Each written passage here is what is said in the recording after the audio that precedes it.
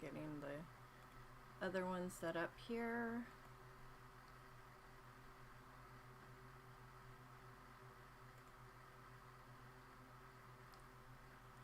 Okay, it looks like we are live on the one and also almost live on the other. There we go. We are live on both streams.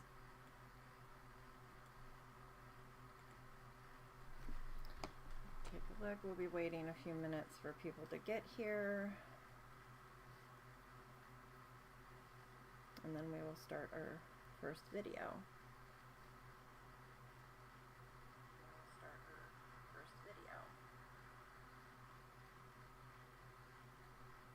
You're probably going to be hearing my fan in the background.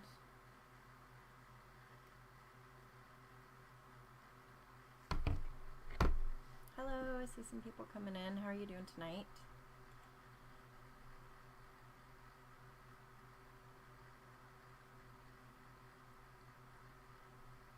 Just gonna wait a few minutes. Oh, hey Steven. Really? All Louisiana ones? That's amazing. That's really good news. I had not heard that.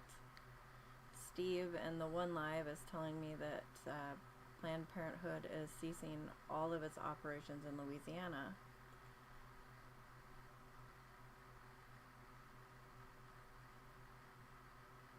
I hadn't heard that.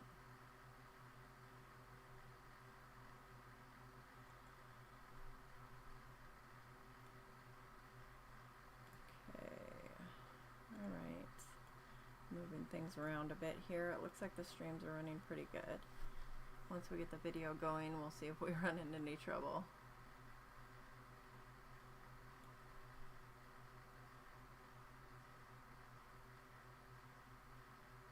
If anybody needs prayer, please don't hesitate to let me know. For unspoken prayer requests, just drop the praying hands emoji or the folded hands emoji, whatever you want to refer to it as, and I will lift you up silently.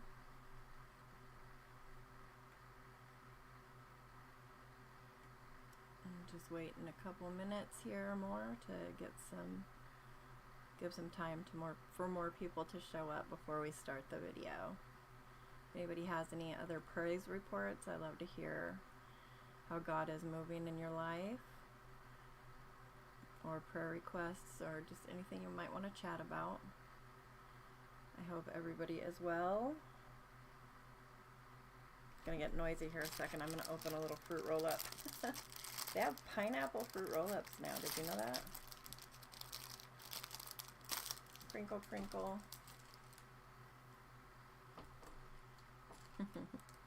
Thank you for the hearts.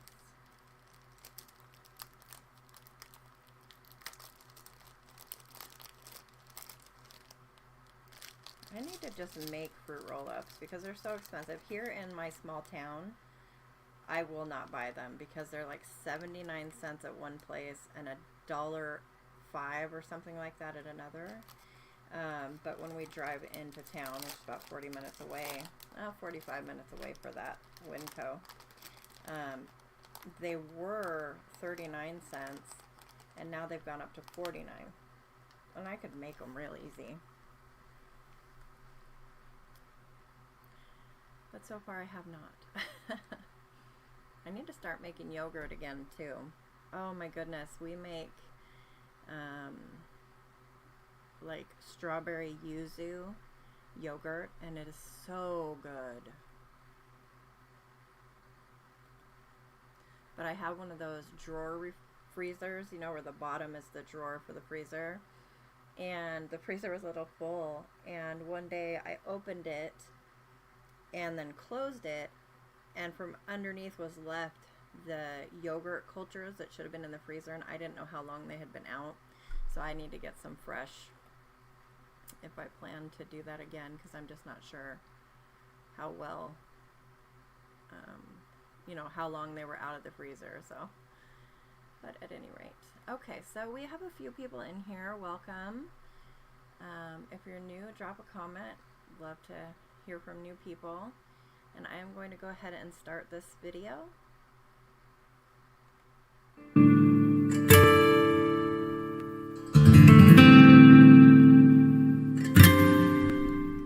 So let's get to chapter 6.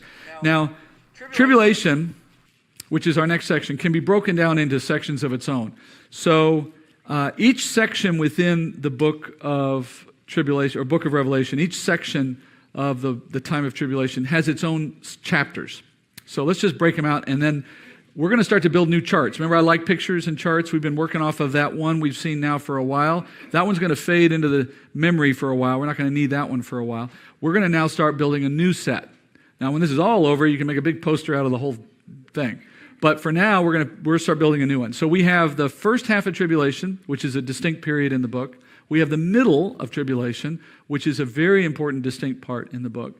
And then we have a second half, which is commonly called the Great Tribulation. These three sections define the time of Revelation. The time of tribulation. And in these three sections, you can relate them to the various chapters of the book. So we've done 1 through 5 already. So 6 through 9 are the chapters that deal with the first half. So the first 3.5 years. Then chapters 10 through 15 deal with the events of middle tribulation.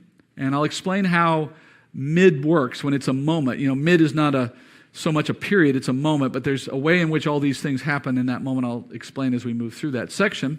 And then lastly, of course, we get to the last part of tribulation, which is 16 through 19. Now, there's still 2 more or 3 more chapters in this book, even after this, so that just means you got a whole other set of charts coming after that. All right? So I love charts. We're going to have bunches of charts before it's over. So let me just give you an overview, and we're not going to talk about this, just so you can see it, though. Here's an overview of what is in each of those sections.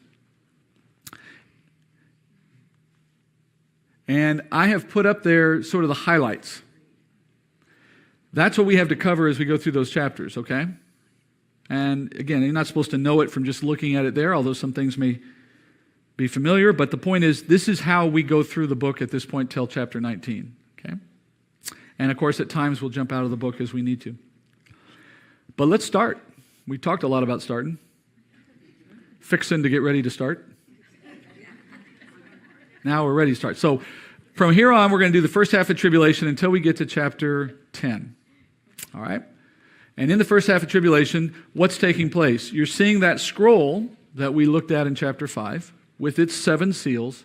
You're seeing the 7 seals broken one at a time as we move through. Okay? And as each seal is broken, stuff happens.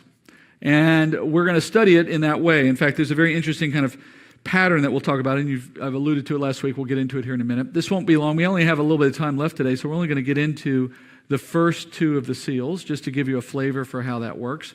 Next week, we'll finish not only all of these, but into the next chapter as well. So we'll have a good chunk next week. But let's just see the pattern start tonight. Chapter 6, verse 1. Then I saw when the Lamb broke one of the 7 seals, and I heard one of the 4 living creatures saying, as with a voice of thunder, "Come."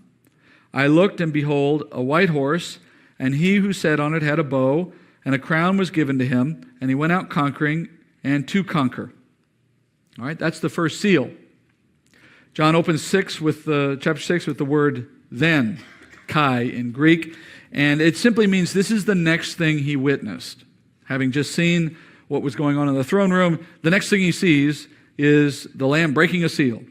And you have to remember a little bit about that moment. You have Jesus in the throne room. He's holding the land deed. He breaks the first of the seals. And as he breaks it, one of those 4 living creatures, one of the cherubim around the throne, tells John, "Come." And what that word refers to in its context is look away from your immediate surroundings and look to the earth. And we'll see this pattern over and over again. Something will happen in the heavenly realm, and then John will be told to come or to look. And as he does, he will see something on the earth. And this is the common pattern for what will happen throughout all of the judgments. He is witness to events in heaven and then to events on earth. He's been transported there in a vision. So he's getting the chance to see both in a way that's not possible otherwise. All right? So the opening of the first seals, show a series of things happening, and I'm going to group the first four. We're going to look at them all together next week in a summary, but just for your sake tonight, the first four are linked. The first four seals are linked. They are seals in which at each turn there's an appearing of a different horse with a rider on the horse. Each horse is a different color, and each horse has a different effect on the earth. And these four horses and their associated riders are commonly referred to as the four horsemen of the apocalypse. Okay? There is no reason to doubt that John saw horses. I'm not saying he didn't. But it's also apparent as you look at what goes on in the text that these horses are symbolic. That is, John was shown something which he saw, but its meaning was intended to be symbolic. It was intended to convey a larger meaning than could be conveyed with anything other than a symbol. So the variation in color and the description of what these horses and their riders do are telling us something about what's happening on the earth in a bigger way, in a larger way. All right? So let's look at the first horse. John says it's white. And in case you didn't know what a white horse looks like, I just gave you one. It carries an unnamed rider. I didn't put any rider up there. Notice it's addressed, the rider is just called he. And when you use a pronoun like that, you'd assume that somebody knows who you're talking about, right? So the last time there was an unnamed he that's been mentioned in the context of an apocalyptic passage was when we were at the end of chapter 9 of Daniel. Remember?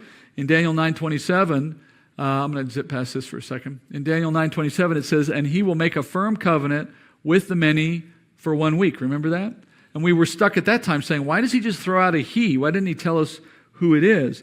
Well, in that context, it's because it references back to a prince of the people who destroy the temple. Or another way to say it is the one who comes in leading the world at the end, the little horn of Daniel. So that told us it was the Antichrist. He's the one who makes this covenant. And it would seem as though in the context of Revelation 6, we're still talking about he again, because the point is you're supposed to connect the dots. You know, if you know your Bible, that chapter 6 is the beginning of the last 7 of Daniel's 77s. You would know that if you knew what everything we just studied, right? So the expectation of Scripture is, like I told you on night 1, the expectation is you didn't start reading Revelation without the other 65 books in mind. If you understand the other books, particularly Daniel, and you get to this book, you're already in the right frame of mind. You already know. You're looking at the last 70th, or the last 7, the 70th 7, the one that's being talked about right here, 1 week. You know that. You know that's where you are in history right now. And so you're looking for the he, because Daniel told you there would be a he. And you come to Revelation chapter 6, and John says he. Now, here again, if you don't know the rest of the Bible, you think somebody's just pulling that out of thin air. If you understand what Daniel's told you and how it relates to Revelation, you're already there. You figured it out already, because it's the natural connection. And that tells us, that knowledge tells us you've got a rider on a horse representing the man that we've been waiting for, who starts the tribulation by his brokering of a covenant. He's riding a white horse, and he's carrying a bow, and he's wearing a crown. Now, a white horse, typically white horses were reserved for leaders, military leaders, prominent political leaders, even royalty. And a bow, it's an instrument of war, but it's notable that John doesn't mention arrows. And the fact that he doesn't would seem to suggest that the man doesn't have any. It's like a guy with a gun without any bullets. And now if someone waves a gun at you, even if they don't have bullets in it, you don't necessarily know that. And you're going to take it seriously, and you're going to be threatened regardless, right? So if you're persuaded to comply, even though that person lacked the firepower to carry through on their threat, nonetheless, it still had an effect. So in this case, it looks like the man having just a bow would suggest he threatens harm, he makes overtures, he just doesn't have the means to carry it out yet. But it's still effective at persuading or intimidating. He has a crown. It's in Greek Stephanos. Remember, that's the crown type that represents an achievement, an award. It's not a diadem, which is the crown that a king received because of their natural right to receive it upon birth. So this is not a man of royalty. This is not a man who was a king. Remember, Daniel said there'd be 10 kings to rule the planet before the Antichrist emerged, but he would not be one of them. He would be an 11th. So he has a crown, but it's not one of royal power. It's one of accomplishment. That might suggest he's either a military man or political leader of some kind who has some base of power. It's just not organic. It's not something he had from birth. And so at the very outset of tribulation, the very first seal results in the setting loose of a man on the earth who goes forth, it says, conquering and to conquer. That's what we read in, put the text back up there for you. He goes out to conquer and goes out conquering and to conquer. What do we make of that phrase? Well, going out just implies the world at large. Conquering and to conquer would imply that he's seeking control, he's seeking to defeat, but it takes time. It's a process. It's not as though he appeared and in the first seal he's done. This is the first seal of a period of time in which he has to do his work. And by the way, that also fits some of the things we've also learned about this man from other chapters in Daniel. And so what we're going to start to see now is the following acts of the seals as they continue to be opened simply pull him along that path of accomplishment that this seal says he's about to undertake.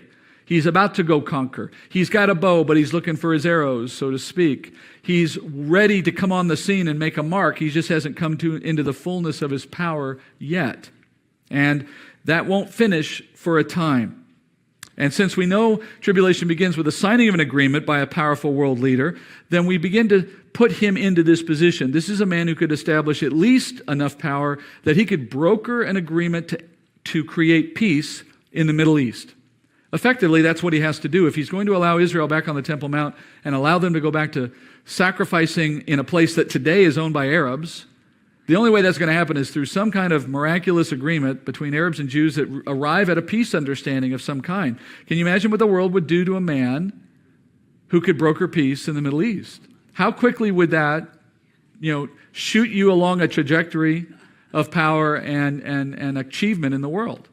Well, that's what God does for this man. By breaking a seal, Jesus obviously instigates this. He establishes the man in that way. What do we know about this guy? Well, we know from Daniel 9:26 that he comes from, I'm going to back up here, sorry. We know from Daniel 9:26 that he comes from the same people as those who destroyed the temple in AD 70. That's what Daniel is told. The prince of the people, or the people of the prince who is to come. So the prince who is to come is the Antichrist, and the people of that prince will destroy the city and the sanctuary in AD 70. Well, the problem that presents for us is we know the Roman army did that destruction. So what does it say that the Antichrist will come out of the Romans? It doesn't tell us much today because the Romans don't exist as a people group in the same way that they did then. So really, we're left with little more than saying he must be a Gentile. Because you could say he could be European, but then again, North Americans came from Europeans. Australians came from where do you stop? At some point, it just becomes a game. The only sure thing I can tell you is he's not Jewish. Because he has to come from the people who destroyed the Jewish temple, and the Jews didn't do that. So he's a Gentile of some kind, maybe European, maybe Middle Eastern, who knows. And that man's launch of career is when Jesus breaks the first seal. Now, what else can we learn about him? Well, we can run through a couple things. I want to talk about what the Antichrist means generally. John says first in 1 John 2:22 that who is the liar but the one who denies that Jesus is the Christ? This is the Antichrist, the one who denies the Father and the Son.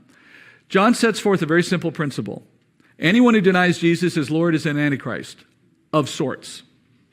They are a type of the Antichrist in the sense that what is an Antichrist all about? Opposing Christ. That's what we mean by Antichrist. Opposing Christ. So John says, this is the Antichrist, the one who denies the Father and the Son. Now, in my English version, they chose not to capitalize the word Antichrist, wisely so, because they recognized John was not talking about the guy at the end of the age. He was talking about a standard that applies anywhere in time in the age. Anyone who denies Jesus is an Antichrist of sorts. They're opposing Christ. John then says this, it is the last hour, just as you have heard, that the Antichrist is coming, and even now many Antichrists have appeared. All right, this feeds on what we've already learned. In the first instance, the translators should have capitalized the word Antichrist because he's talking there about one who is to come, singular. And then he adds, but even now there are many antichrists. That one should be lowercase because that's back to the original point. There are many Christ deniers now, and in the future there will be the one Christ denier. Okay? So that's the connection between them. 1 John 4:3 John says, every spirit that does not confess Jesus is not from God. This is the spirit of the Antichrist. And in that respect, what he's saying is that behind the person's behavior, there is a spirit. That is, we know that every person who does not confess Jesus is not from God. And we know that the spirit of a person who does not confess Jesus is corrupt. They're fallen. They're unbelievers. They're sinful. That's the nature of humanity.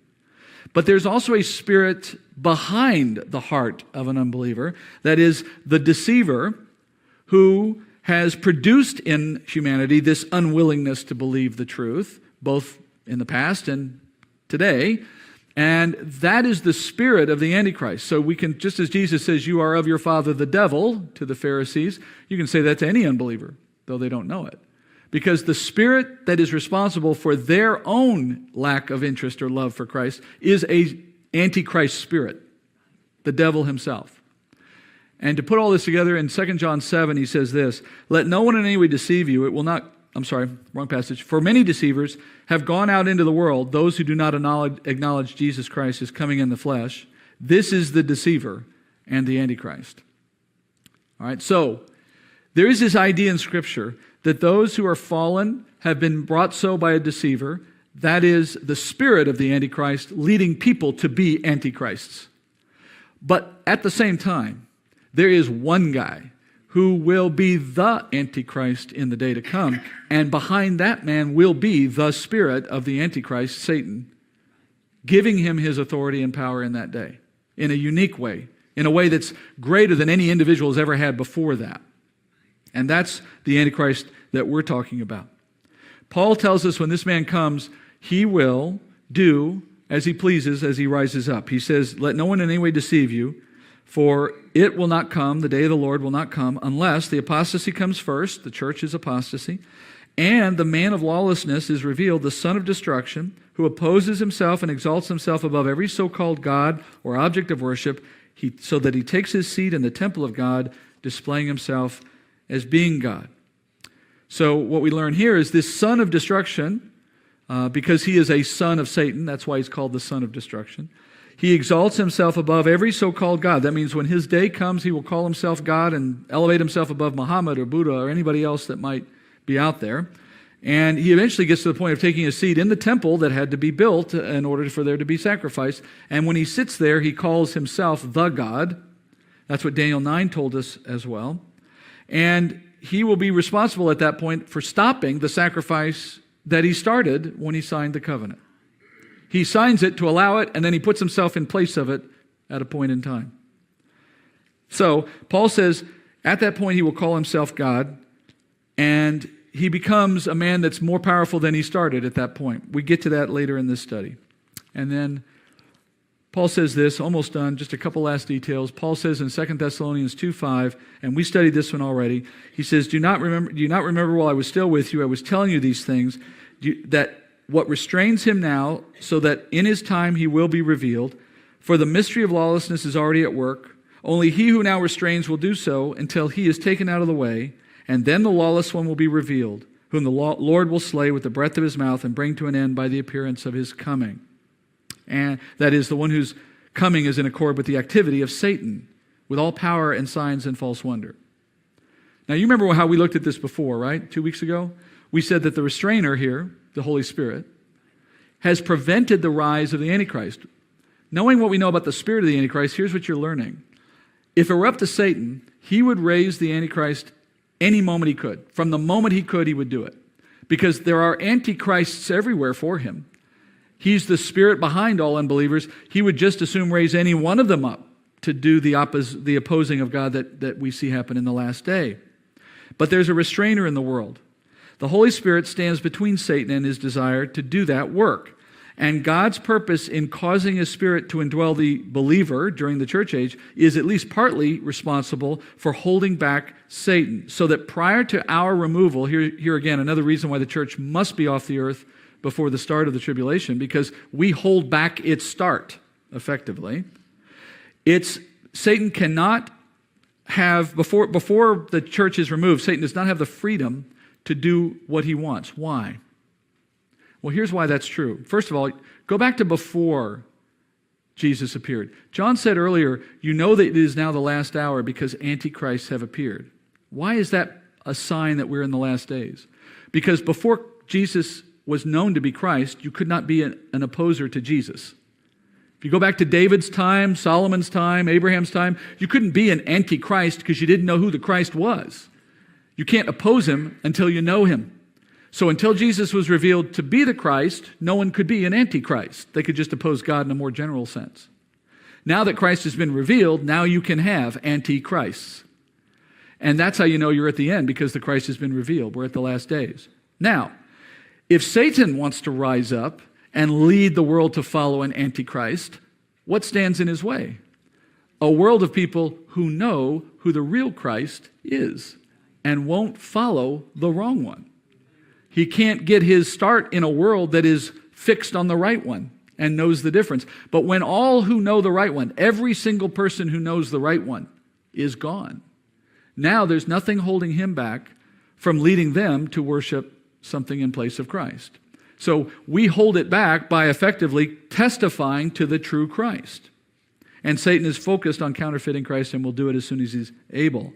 So ironically, the rise of this Middle East peace broker that comes to save the day, backed by Satan, his arrival only has the effect of bringing the opposite of peace in the long run. And last thing, this is very quick. This is our last seal tonight. Revelation 6:3, the second seal, it says, when he broke the second seal, I heard the second living creature saying, come. And another, a red horse, went out, and to him who sat on it, it was granted to take peace from the earth, and that men would slay one another, and a great sword was given to him. So that's the effect. Now, the first seal, at the opening of the first seal, you had a horse and a rider, and things happen on earth. Second seal, a horse and a rider, things happen on earth. The first one, the white one, was the arrival of the Antichrist on the world stage. And it conveyed the man's initial effect. What was his initial effect? He gained power, threatening war, intimidating. That horse symbolized his arrival. Now you have a second horse, similar to the first one. It communicates something similar but different. And the fact that you have the same symbology, though, man, horse, and effects on the earth, tells you it's not a new man, for there's only one Antichrist. It tells you it's a progression of that man in his work. So at the second seal being broken, the Antichrist now moves to the next stage of his career path, if you will. And what comes after a man threatens war? Well, the promise being fulfilled.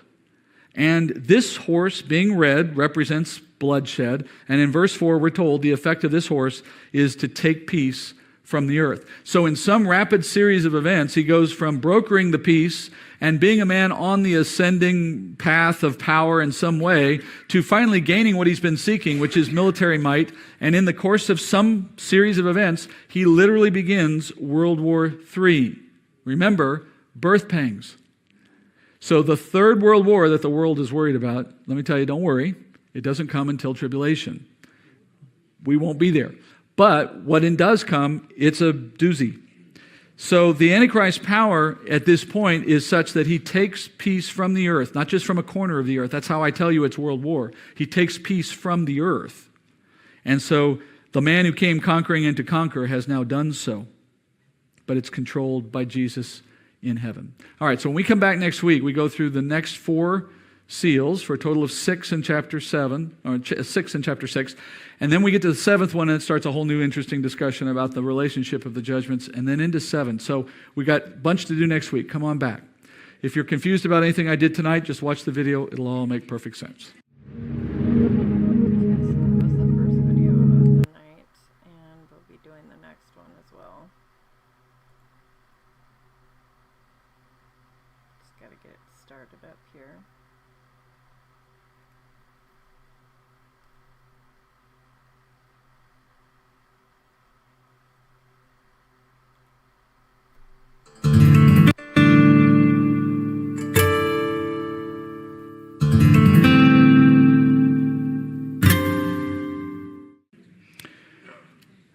Welcome to Revelation, lesson number 7. We're studying now the tribulation. And this is about the point where those who've said, oh, I never want to study that book. It's just too scary. It's usually right about now that those people drop out of the study, if they're going to. But I hope not, because we've already established that the tribulation, which is what we're studying now, or otherwise known as the great and terrible day of the Lord, this period of history is not for us. Just give me a second here while I get my laptop going. It's not for us. It's for those who will be left behind after the church has been removed. And last week we learned that this period of history is fast approaching because all the signs that Jesus gave us have begun. And we know that the Lord has promised to return for us before this time begins. And really then that begs the question, what are we studying it for? Other than the mere fact that it's in the Bible. Well, we're studying it for the purpose of understanding what's coming for the world. And it's in that understanding that we're in a position to explain it to others, both in the church and those who are yet to believe. For those who are in the church, it's your opportunity to convince them to study it for themselves, those who would otherwise not want to. And for certainly those outside the church, those in the world, we have an opportunity in the right way to explain to them that wanting to escape that should be a priority. So Daniel told us that this 7-year period will begin when a man makes a covenant with Israel, and this covenant will permit Israel to return to their Temple Mount and begin to sacrifice. That moment, as I said last week, is not recorded in Revelation, but you do see the moments surrounding that event in the book of Revelation. And then specifically, we started to see last week the rise of a man onto the world stage, a mysterious figure who would be a leader, who would come with threats of war, and his arrival is depicted in the beginning of the time of tribulation, chapter 6 of Revelation. So we started this study last week, and we looked at the first 2 of 7 seals that affix a scroll. And as Jesus broke every one of those seals, as you know, things begin to happen on earth. And the first seal corresponded to the rise of the antichrist's power. And we saw, as he opened that first seal, a symbolic representation on earth, beginning with a white horse, and then after that, a bow, although this bow is without arrows, as we said last week, so it suggests that he has threats of war without actually the means of carrying it out. And he wore a wreath, and this wreath gave the indication that he has a certain power base, but it's not royal. It's not as though he was a king, but he has a power base. He's earned, as it were, some power position in the world, probably through military means. And these features all come together to represent a man who has military aspirations, political aspirations, doesn't quite have the power yet to carry out all that he desires.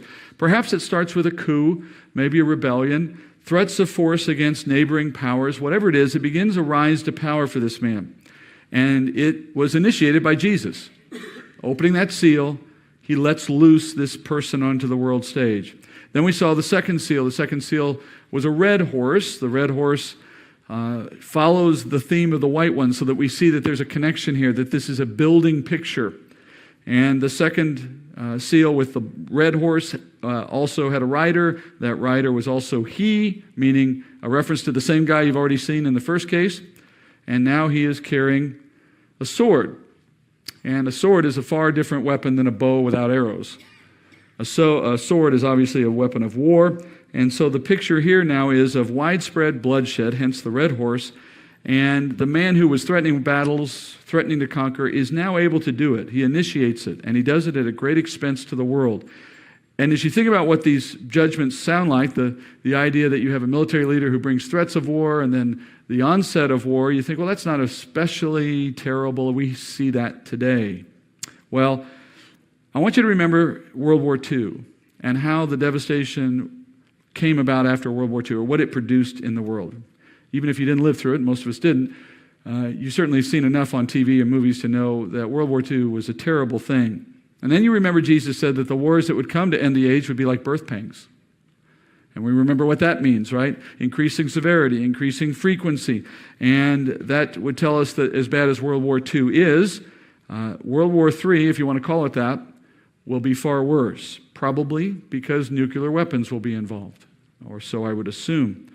Can you imagine the bloodshed inflicted by nuclear weapons if they were involved? So the point is that while it talks in very general, very simple terms in the text, the implication is this is a worldwide catastrophe that has no parallel for our sake today.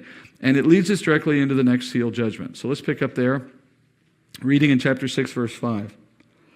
When he broke the third seal, I heard the third living creature saying, "Come."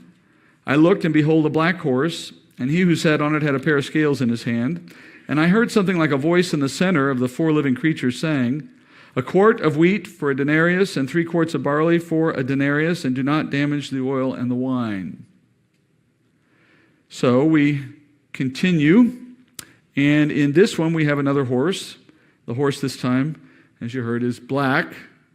And a black horse, that symbolism could go a number of different ways. So we want to look at the text as a whole to understand it.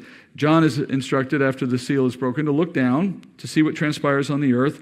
And the rider on this horse has scales in his hand. Also, again, an unnamed reference to this rider, just he again. And so this continuing use of a horse with a he on top of it is simply evidence that we're still looking at the same person as we move through this pattern. So we're looking at the impact of the Antichrist's rise to power as he takes step after step in that progression, as Jesus literally propels him forward into his position of power. And the horse being black now, like red and white, it symbolizes things. And as I said, it can symbolize many things. So how am I going to know what it really means in this case? Well, I have to look at the context. And specifically, I want to look at what's been said about the other horses in the context of this horse, and I want to look at what the man's holding, and in this case, he's holding scales. So let's talk about scales for a moment. This man has got scales. This is what we mean by scales, something like this. And scales, in that sense, are not common anymore in our modern culture. And in fact, if we ever use scales like this as a symbol today, we don't use it in the same way. We use it to imply the blind justice of our judicial system, right? Our impartial judicial system. But the context here is not one of justice or impartiality. So that idea for this symbol doesn't apply here. We need to go back to a more ancient understanding of this symbol. And in ancient times, the monetary system was based on a bartering of goods, and the value of things was established by weight. And so goods would often be sold or bartered by their weight. And therefore, you needed something like this at the retail locations so that you could understand whether you were getting paid properly or not at each transaction. So on a scale, to establish and compare the value of two things being traded or a method of payment that's being established, you would put an object of known weight on one side, and you would put another object, maybe the object that's for sale, or maybe the coins that are being given to you as payment for that sale would go on the other side, and by establishing that they are of equal weight, you would establish that they are of equal value. Because in that day, coins were made of precious metal, and if you didn't do this when you took someone's coin, then it became easy for someone to shave some of the precious metal away from the coins, just enough that you didn't notice the difference, but over time they could collect more coins effectively, saving those shavings, and then the weight of that material becomes wealth. So to keep the monetary system fair and the integrity of it, merchants would weigh your coins before they would receive them. So the reference to a scale in that context would be like us putting a cash register up there or a card swipe machine or something. What it means is commerce. And so a reference to the Antichrist holding scales points our attention to the economic impact this man will have as a result of his rise to power. And in the context, it's clearly symbolizing his impact on the world's economy, because you can see a pattern emerging. You have the threat of a military leader, white horse, and that becomes a trigger eventually to actually engage in war, red horse, and the bloodshed that comes from it. And then following a great worldwide war, something that is far greater than even World War II would have been or was, what follows naturally from that? Well, obviously death, destruction, but also the interruption of normal daily life. And the onset of war has widespread devastation to economies around the world. The effect of World War III will be, as I'm calling it, a severe scarcity of goods as supplies are reduced. The ability to farm is going away as because land is no longer useful, or people who would farm it are now off in battle. Supplies decrease. As supplies decrease, prices increase. And with that price inflation, you see a lot of other consequences reflected in verse 6. In this unprecedented level of runaway inflation, John is told that a quart of wheat and 3 quarts of barley will each cost a denarius. Now, here's a denarius. For anyone who might want to look at it later, this is a denarius. This was unearthed near the Temple Mount in Israel. So this is a denarius from around the turn of Jesus' time, more or less. And not very big, made of silver. And it's roughly 4.5 grams of silver. And in Jesus' day, in John's day, that's about what it would buy. That little coin would buy 12 quarts of wheat in that day. This represented, by the way, the wage of a day laborer. This was the backbone of the Roman economy. If you worked as a day laborer, and many, many people did, you were paid every day, 1 coin a day. You didn't get it like twice a month. Every day you worked, at the end of the day, you got your money. And this would get you through the next day or 3 or 4 or a week with what you needed to supply for your family, and then you would continue working. It was first introduced about 211 BC, and it had ever since then become the main increment of money in Rome. So 12 quarts of wheat would produce roughly a loaf and a half of bread for each quart. So if I turn that into actual bread, we're talking about that. So 1 day of work gets you that. But what we're told is, in the time of the Antichrist, 1 denarius gets you that. Now, if I put that in modern terms, if this represents what somebody gets for a day of labor at the basic level of the economy, that might be equivalent to someone working for minimum wage or slightly better than that today. And if you work all day for minimum wage, maybe a little better than minimum, something closer to what most places pay these days, you might get about $80 a day, $10 an hour, something like that. So if you spend that $80 frugally, you could probably support a family with subsistence food for several days. Maybe a week if you just bought the simplest of things with it. But if you translate that value to what we're seeing here, if you do the math between our economy and what was true in that day, what that's saying is that in the time of the Antichrist, a loaf of bread will be $60. Imagine if a loaf of bread today cost you $60, what would meat cost? What would cheese cost, right?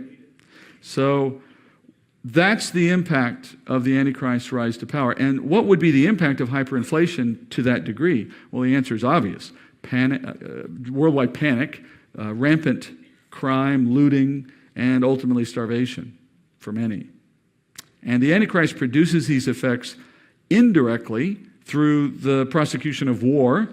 And war naturally brings pressure on food supply. It disrupts food production and distribution. Armies consume large amounts of supplies. They don't leave much left for civilian populace. So as that just begins to roll, death becomes the norm. That's why you have a black horse.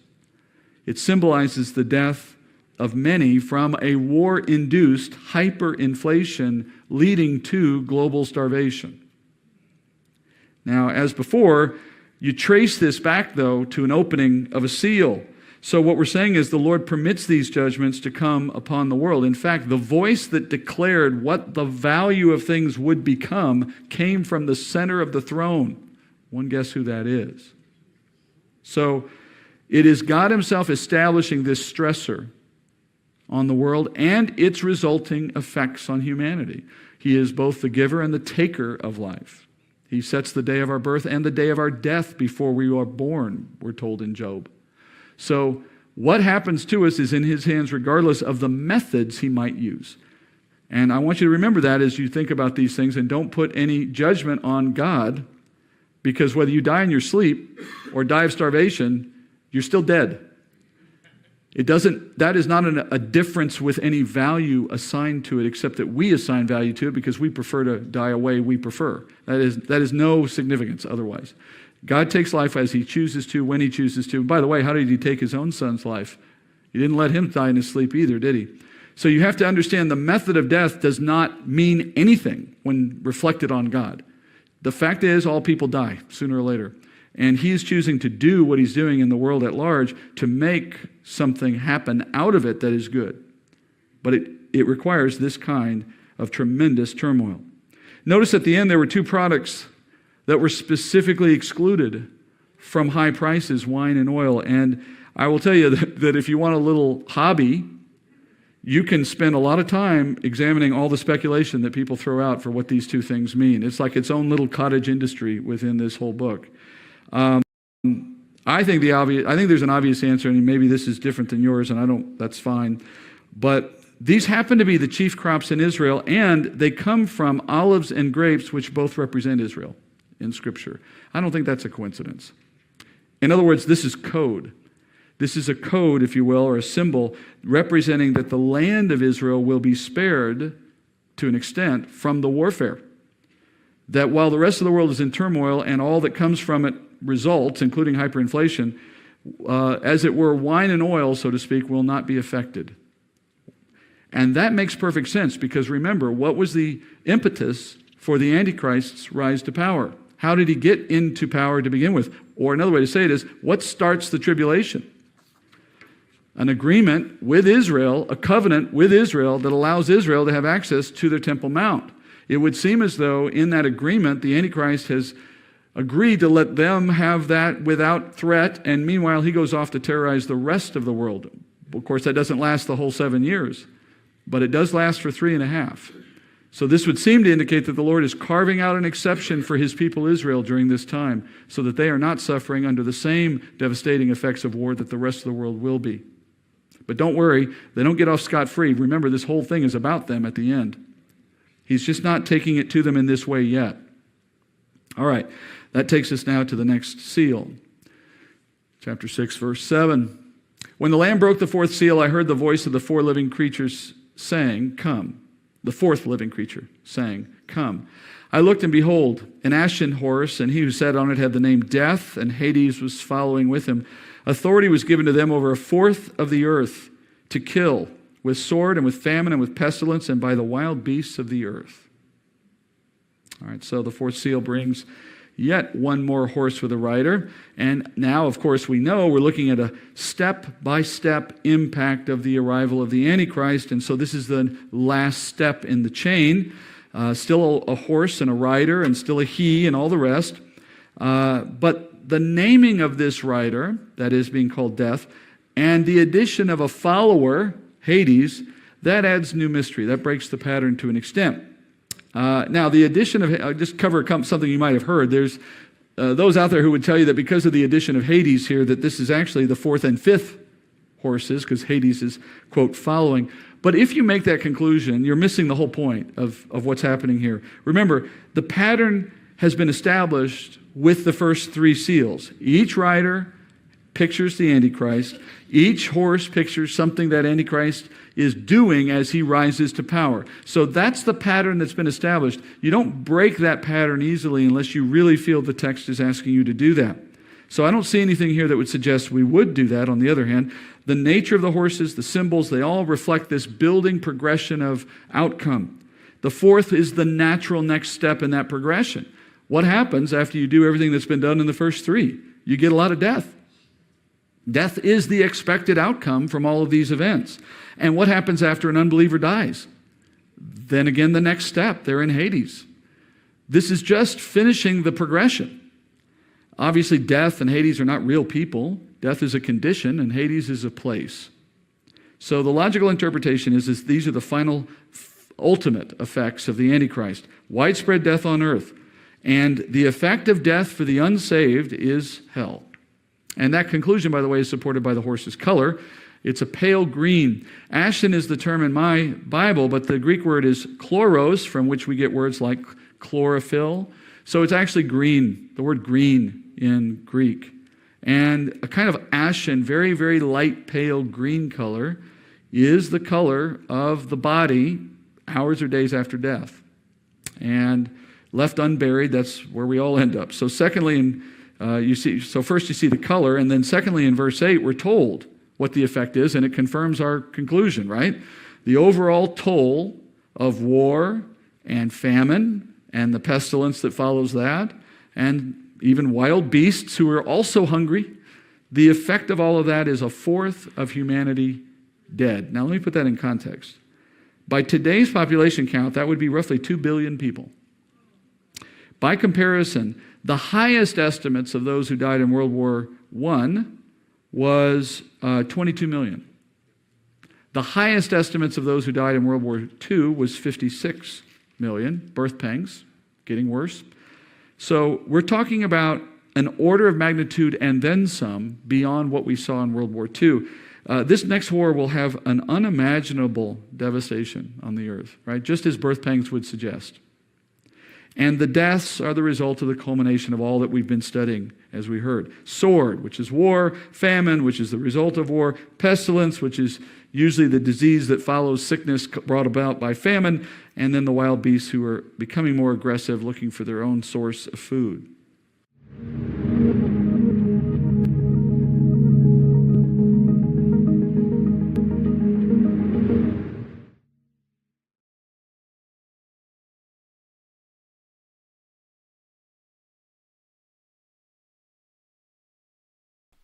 Hello. I'm going to get on the next one here. If anybody has any prayer requests or anything they wanted to discuss, feel free to comment, and I can always pause at any time as well.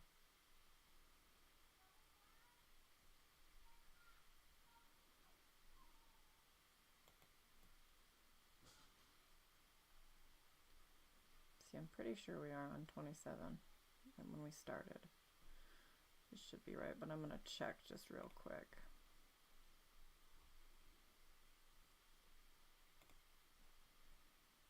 See what he's wearing, and then I'll know. But the point is, this is how we go. Yeah. Okay. So we will be on session 29.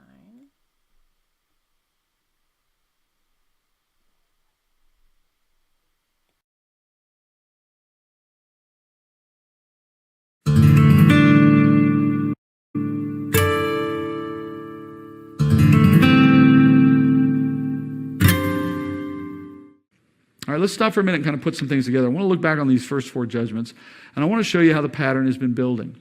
So we start back at the beginning with the first seal, and that was the white horse. That's the antichrist coming to conquer, right? Then we have the second seal, the red horse, the war and the bloodshed that follows. Then we have the third seal, which is obviously the black horse, high inflation, economic collapse, and then the one we just finished with, which is the ashen horse, and that's famine, pestilence, widespread death. All right, so these all four represent one guy rising to power. That's why we keep seeing horse and horse and horse. You're not going to see a horse again in any of the judgments. So you have a horse pattern at the beginning linking them. And as you look at that progression, it makes perfect sense why they're linked, because there's clearly something that's pulling you down this path, right? There's clearly some natural progression that follows. So those are simply the cause and effect relationship of what happens when a guy like him, like the Antichrist, gets that powerful and begins to disrupt the world at that level. And we've actually seen this before, just not on this scale. What's the last time you saw a guy with a similar pattern? Hitler, World War II, birth pangs, hello, right? It's the new Hitler, but worse. All right, that's what we're looking at. Let's move on now. Verse 9. When the Lamb broke the fifth seal, I saw underneath the altar the souls of those who had been slain because of the word of God and because of the testimony which they had maintained. And they cried out with a loud voice, saying, How long, O Lord, holy and true, will you refrain from judging and avenging our blood on those who dwell on the earth? And then there was given to each of them a white robe, and they were told that they should rest for a little while longer, until the number of their fellow servants and their brethren who were to be killed, even as they had been, would be completed also. All right, we've broken out of the pattern. The fifth seal doesn't follow the whole horse idea anymore. In fact, this seal also breaks the pattern we've been watching earlier, in which you saw John being told after each seal, come, and then he would look down on the earth and he would see something. Doesn't happen this time. His vision remains entirely in heaven through the whole of this one. And John describes first in his scene here the altar. Now remember, an altar is always a place of sacrifice. And its presence in heaven would mean that this is the place of sacrifice in heaven. And in heaven there is only one place of sacrifice, which is the heavenly tabernacle. And Hebrews 9 tells us that Christ, being our high priest over that tabernacle, presides, and his blood is that sacrifice. And it was a once and for all sacrifice. So there is no continual sacrifice in heaven. That's the altar we're looking at here. And under this altar, John says he sees souls of what I'm calling martyrs, which is the term for anyone who dies for their faith. And they are in the form of disembodied spirits, souls only. And we know, therefore, these cannot be church saints, because all church saints receive their new physical bodies at the resurrection, which we witnessed in chapters 4 and 5. They're in bodily form already in heaven. So what do we know about these people? These are human beings who died after the resurrection of the church, which means they died during the tribulation itself. Secondly, we know they're killed, it says, because of the word of God and because they maintained their testimony. So that's where I say they're martyrs. They died because of their faith. Clearly, then, that's why they're up in heaven. They're believers. I mean, if it's not obvious enough already, they wouldn't be where they are if they weren't believers. So here we have believers from the earth, martyred for their faith after the time the church is removed. And that just produces a little mystery for us, because we wonder where they came from, among other things. And we'll get to that. They're asking, as you hear there, for justice for their death. So they are obviously victims of some kind of injustice on earth. That seems clear. And yet they're told, sorry, the time isn't here yet. There's going to be more like you. More will have to be killed in the same way until that number is complete. And until then, there won't be justice for you. So what that's telling us is these are merely the first to be martyred, and that there are going to be many more who are going to share in their experience before the end comes. So if you take all of these facts and you put them together, you can make several conclusions concerning these souls. First, these souls were believers on the earth. Clear enough, otherwise they wouldn't be in heaven. That tells you, obviously, that faith has come back to the earth since the time that the church has been removed. That leaves us wondering, though, well, how does faith come back to the earth when there's no one on the earth to evangelize anyone? Because obviously that's changed as well. Next, we know that these believers on the earth were living during tribulation and therefore became targets of persecution, even to the point of death, being killed for their testimony. What that's telling us is that in the tribulation, being Christian is dangerous. Being Christian is dangerous, and certainly that's true in pockets of the earth today, but this is a worldwide truth in this day. And furthermore, we've already learned these are the first of what will ultimately be a very large group of people who will die for their faith. What do you call martyred saints that come to faith and die following the removal of the church from the earth? Well, most call them tribulation saints. And as you'll see during the full course of this study, these saints endure hell on earth before they die.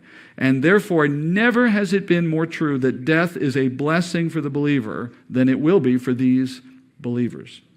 And so we must understand that this seal that we're watching here, it's not a moment during the 7 years. That's why John is not told to come and look. This is not a moment. This is a summary of the 7 years. This seal represents what will be going on during the time of tribulation for believers, which is why we get that moment in which they're told, wait, there's more like you coming. That's our clue to know this is not a moment, this is a life. If you might want to put it this way, it's a lifestyle for Christians during the tribulation. And this is exactly what Daniel said would happen. Remember back in Daniel 7, we studied this. In Daniel 7:24, as for the 10 horns, out of this kingdom 10 kings will arise, and another will arise after them. That's the antichrist. And he will be different from the previous ones, and he will subdue 3 kings. He will speak out against the Most High, and notice, and wear down the saints of the highest one. And he will intend to make alterations in times and in law, and they, meaning the saints, will be given into his hand for a time, times, and half a time. And then it goes on, but the court will sit for judgment and his dominion will be taken away. So then you see how it ends.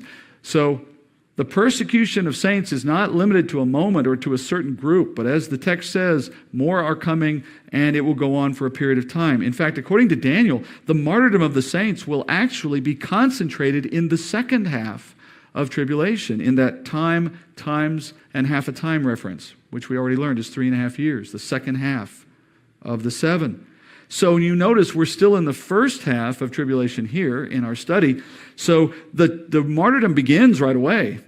It doesn't get rolling until the second half. So it's a continual thing that gets worse as we go. This seal, in a way, provides a contrast to the one we just studied, to the fourth one. Notice the contrast here. In the fourth judgment, the one we just got done with a moment ago, death came to the whole world because of the war, right? Where did all of those who were dying in the war go? Hades. Hades. So that meant that the fourth judgment was speaking only of the death of the unbeliever, because they're all going to Hades. But lest you think, oh, well, it'll be fine if you're a believer during the tribulation, you'll be fine. It's only the unbelievers who are getting wiped out with all of the judgments. Well, in case that was your thought, here comes seal number 5. And seal number 5 balances those scales, so to speak. So in the case of the unbeliever, the indirect cause of their death was the Antichrist's leadership and his triggering of war, right? That's the indirect cause. What's the direct cause? What's the true cause for why so many of the earth are dying and going to Hades? It was Jesus opening the scroll, all right? And now, by contrast, the fifth judgment is exactly the same thing in a way. It shows death coming to saints. And unlike those who go to Hades, the dead here are finding themselves under the altar in the throne room of God, crying out for vengeance. But they have the same kind of pattern here. What was the indirect cause of their death? The Antichrist again. What was the direct cause? The opening of a fifth seal. So, even though the circumstances of each group's death are very different, and the destinations of their souls are very different, in both cases, the direct and indirect causes of their deaths are exactly the same. That is, the direct is Jesus in both cases, the indirect is the Antichrist in both cases, just from different activity. So, where do these saints come from if all believers were raptured prior to the tribulation? Let me show you a chart here before we do that. I want to show you what I just said. So, the fourth seal was everyone dying as a result of all the war. The fifth seal we're going to put down here because the fifth seal is not a moment. It doesn't follow sequentially. It's not as though the war finishes and then we get into the death of saints. No, it's a simultaneous activity. So we're going to put it underneath all of the ones we just studied. So the Antichrist, while he's out prosecuting war, he's also persecuting the souls, the saints that is, and those souls then being martyred end up in heaven. So the martyrdom of saints is a continual backdrop to the events of tribulation, brought about by Jesus' sovereign will to put his own people in positions to witness and testify and die for that testimony, which is something he can do. You know, you can make your life a living testimony and you can make your death a testimony, right? It's all available to him. In fact, since we know we're going to die, we should set our minds to making sure that we do both. All right. That's how the world will start to see the impact of those seal judgments. Now we move to the question of where did all of those believers come from if we've disappeared and there was no new believer that is sharing the truth? Well, it all traces back to God, of course. Chapter 6, verse 12, it says, we're going to get to that in a minute, sorry. I almost jumped too fast, didn't I? Chapter 6, verse 12. We have one more seal judgment we need to cover before we look at that question. Chapter 6, verse 12. It says, I looked, and when he broke the sixth seal, there was a great earthquake, and the sun became black as sackcloth made of hair, and the whole moon became like blood, and the stars of the sky fell to the earth as a fig tree casts its unripe figs when shaken by a great wind. The sky was split apart like a scroll when it is rolled up, and every mountain and island was moved out of their places. All right, this one's also a break from the past of the ones we've seen so far. Now, for the very first time, we see a seal judgment resulting in supernatural changes on the earth. And increasingly, that's what we will start to see. Supernatural things, God bringing things to pass by his own power. And there will be a series of these unimaginable, cataclysmic upheavals of nature and of physical earth and of heavens and so on. It's just like the Old Testament prophets said about the great and terrible day of the Lord. It will be a day unlike any that has ever been, nor will ever be again. Just nothing compares to it. And it's important to realize this is the very beginning of this stuff. This is early in the 7 years. And in the very earliest parts of what goes on, the first 5 seals we've already studied, the world will not see them as supernatural because they aren't, for the most part. They are all coming from God, obviously, but in the way they play out, they look very ordinary, just at a different scale. And those natural events, being as bad as they are, they don't produce any kind of proof or evidence for those on earth that they're seeing the judgment of God. I'm sure the world will simply say, why has everything gotten so bad? Why are we in such a bad fix? But then as the supernatural judgments begin to kick in, beginning with the sixth seal, as those move forward, the supernatural evidence begins to pile up. And at some point, relatively quickly, the world begins to recognize this is not just ordinary bad day stuff. We're in the middle of something biblical here. And literally. And the Lord is doing this. And that recognition will begin to dawn on them. But the interesting thing is, it will not have the result you might have expected. Here's the first of those supernatural, the sixth seal, bringing earthquakes, devastation to the face of the earth. I'm going to go back to our chart here for just a second. So devastation is going to now come from the sixth one. So we're talking about the moon going blood red, the sun going dark, earthquakes on the earth, and all the rest. Supernatural calamities. And the sixth judgment. Let's look at each one of these just for a moment, because I think it's helpful to imagine them with some precision to understand what the text is saying. Because otherwise I think it begins to sound a bit too fantastic, like a fantasy, and in which case it loses its drama. All right, so each of these effects piles up. And before we even look at them, you need to understand that in the series of judgments that come on the earth, this is the first wave of 3 waves of judgments. They go by the names of seals, trumpets, and bowls.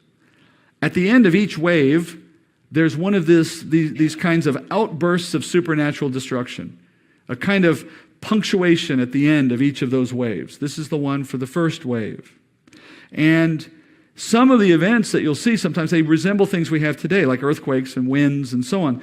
But of course, it doesn't come close to anything we see today in terms of magnitude. The magnitude of the devastation is simply unprecedented. Frankly, it's hard to even imagine. And it's terrifying. It's a display of God's awesome power and wrath to the whole of the planet. It's hard to appreciate, right?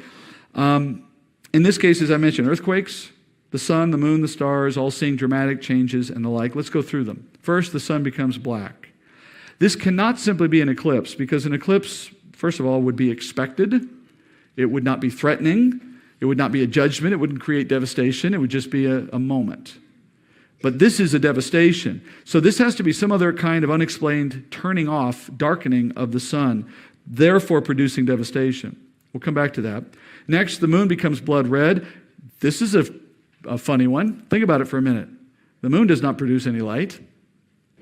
So if the sun is black, how does the moon have red glow? So the moon is now giving off its own color absent the sun. And if anybody's paying attention in that day and age, they'll put that together as well.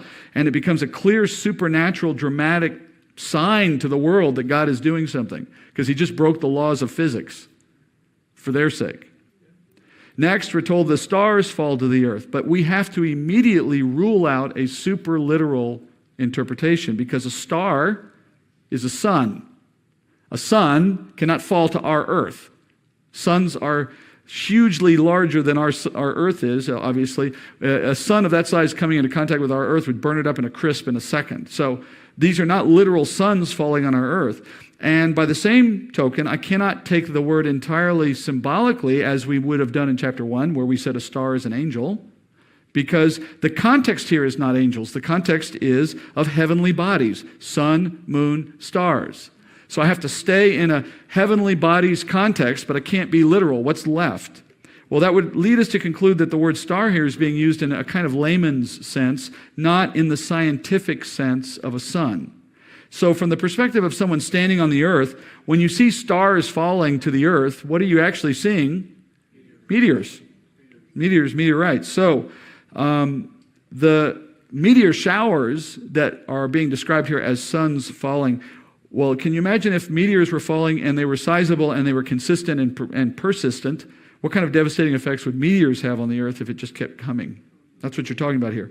Then John says the sky is split and rolled up like a scroll. Mountains and islands moved. I mean, that boggles your mind.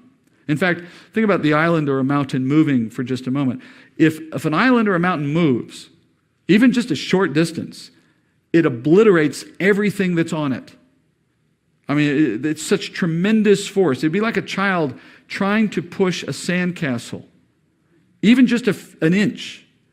What happens? It crumbles at the pressure, right? That's what's going on when you move a mountain or an island on the earth. So how do we put all this together and make any sense of it? If we even try, some would say, well, why bother? It's all supernatural. True, but God is not putting an end to physics and gravity and the rest. He's working within his creation even at this point, though he's doing it in ways that are not natural.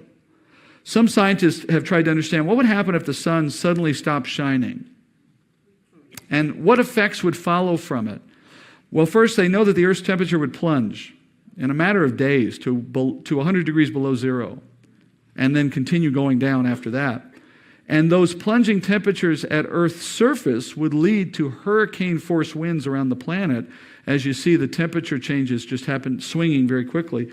And then the atmosphere itself would undergo unpredictable, violent change as temperature variations would swing. And then the sudden cooling of the Earth's surface would draw heat up from inside the Earth's core to the Earth's surface. That would produce probably severe earthquakes, strong enough to move continental plates. It would release magma from the Earth. And then if you were living through any of that, assuming you're living, you're escaping the severe cold. Mankind's got to go underground. There's no source of power at that point. They're going to be going underground to find the heat. And earthquakes, meanwhile, would make that journey perilous. Notice in verses 15 and 16, everyone is underground, rich to poor, free to slave, because without the sun, even the homes of the very rich can't handle the cold or earthquakes. And so they begin wishing for the fall of the rocks on their heads to put themselves out of the misery. Did I read that? I didn't think so. I must have just dropped that out of my notes. Let's just read that real quickly to cover it. It won't be on a slide, but you'll be able to hear it. So this is in Revelation chapter 7, or 6 rather, the last part of that sixth judgment. He says, the sky was split, and then it says, then, verse 15, then the kings of the earth and the great men and the commanders and the rich and the strong and every slave and free man hid themselves in the caves and among the rocks of the mountains, and said to the mountains and to the rocks, fall on us and hide from us the presence of him who sits on the throne and from the wrath of the Lamb, for the great day of that wrath has come, and who is able to stand? So it fits, interestingly, the pattern of what would happen if you didn't have sunlight for any extended period of time. People, even the very rich, can't stay warm without going into caves. But then in the caves with the earthquakes, they'd say, you know what, I'd rather just be done with this. Fall on me, please. I'm tired of this. Put me out of my misery. And in response to all the events, you notice the comment that was read there at the end. They begin to understand what's really happening. Where before, in the earlier judgments, they just interpreted them as war and everyday events in some sense, in verses 16 and 17, now they're saying, we're experiencing the wrath of God and of the Lamb. The great day of wrath has come. Now, it wouldn't take a genius at this point to conclude that things were the result of an unhappy God at the point that they're seeing these things. Yet that statement still begs the question. It's one thing to say, God's mad at us. It's another thing to say the Lamb is upset at us. That's a specific understanding, a level of insight that would suggest someone is explaining it to them. Someone who knows Jesus is explaining this. And so the question becomes, who would be explaining these events to the world? And who is explaining about Jesus, since we know the church is not there? And that's part of what we get into now in chapter 7. Part of the answer to this doesn't come till later in chapter 11.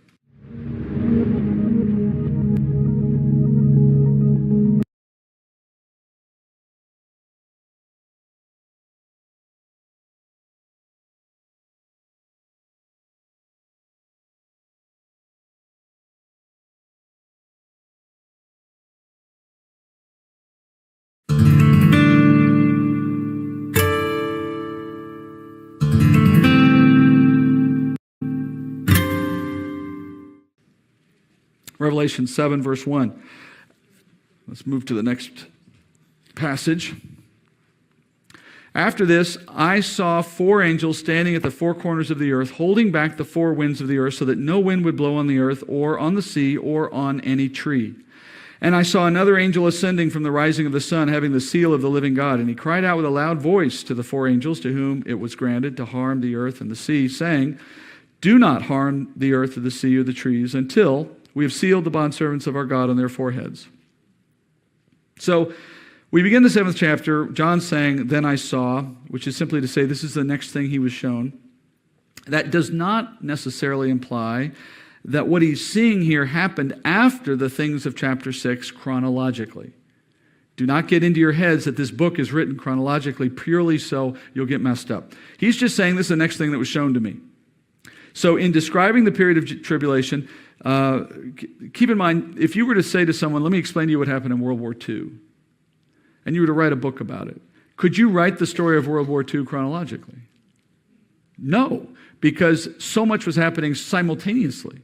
You'd have to write first about the European theater, and then maybe you jump to the Pacific theater, then you jump back to the European. Well, chapters 1 and 2 are simultaneous in different places on the earth. That's the nature of writing. I mean, there's no other way to do it. Similarly, there's a lot going on. The events of tribulation are exceedingly complex. And in many cases, multiple things are happening simultaneously. Expect that. And as a result, look for the clues in the text that would tell us when John is giving things to us that are happening in conjunction with other things we've already heard. This will be one of those cases. Usually it comes in one of two ways. John will either give us specific time references which line up with other chapters, or the context of one chapter will fit the context of another, and we'll know that these are all part of the same scene or the same moment. All right? In this case, why do I know that this chapter is actually contemporaneous with the events we've already studied? How do we know what's going on at the same time? Because in what John says here, he's going to show you that. Things here match to things in chapter 6. Beginning with 4 angels standing at the 4 corners of the earth, which is just a euphemism meaning the entire earth.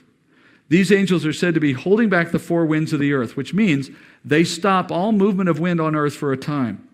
And notice in verse 2, after that you see the mention of the rising of the sun. And in verse 3 we're told that nothing on the face of the earth can be harmed, at least for a time. Why am I giving you all that? Well, what did we just study a moment ago? A moment ago, what did we just hear? Winds were blowing, sun was dark, face of the earth devastated. Here we're hearing no wind blowing, sun is rising, no devastation on the earth. It's not as though we just went backward and the world got better. This is jumping back to a moment prior to the devastation that just took place in chapter 6. This is equivalent to someone saying, meanwhile, in the Pacific theater, and jumping to the beginning of the story again, just in another place. So the events of chapter 7 actually start or predate the events that ended chapter 6. They're just another set of events that go alongside. That's why you notice this chapter doesn't open with any judgment. It's not a seal judgment. It's not a trumpet judgment. It's not a judgment at all. It's background on what's been going on in addition. So, at the beginning of tribulation, what happened? Well, we heard at the very beginning of chapter 6 that there was a man that was let loose on the earth and blah, blah, blah. We know from Daniel that at the very beginning of tribulation, a covenant was signed. And now we get a third piece of data. At the very beginning of tribulation, 4 angels went out and stopped all the wind on the earth from blowing. And it itself was a judgment because to stop all winds on earth would have a devastating effect on the earth's weather cycle, water cycle, and so on. The water cycle of the earth is driven by wind. Wind carries moisture off the oceans, up mountains on the earth. They condense, the clouds condense at the top of the mountains in the cooler air. They rain on the mountains. Rain on the mountains becomes snow and rain depending on the time of year. That then feeds the water cycle of the earth. Water, replenishing the earth with fresh water, which then gets eventually taken back up to the sky and on, or flows to the ocean and then eventually back up into the sky. That's all wind driven. Without wind, water just stays where it is. And eventually what you find is famine, drought, starvation on the earth. All right, this detail reminds us of the earlier seal judgments. In other words, what it's saying is that the Antichrist's rise to power and the war that ensued produced its own effect, but in the background, you had the Lord adding to that effect by stopping the normal water cycle on the earth. And these angels were involved in those worsening calamities. But in verse 2, we hear of a 5th angel who ascends from the rising of the sun, having the seal of the living God. Now, we don't know who this angel is, though it's obvious he's significant and he has authority because he gives the other angels orders. And this begins really a new pattern in the book of Revelation in which we see angels increasingly at center stage, acting on God's command, performing the works of what Revelation demonstrates to us, communicating to John, telling him what's going on. Angels become a big part in the letter.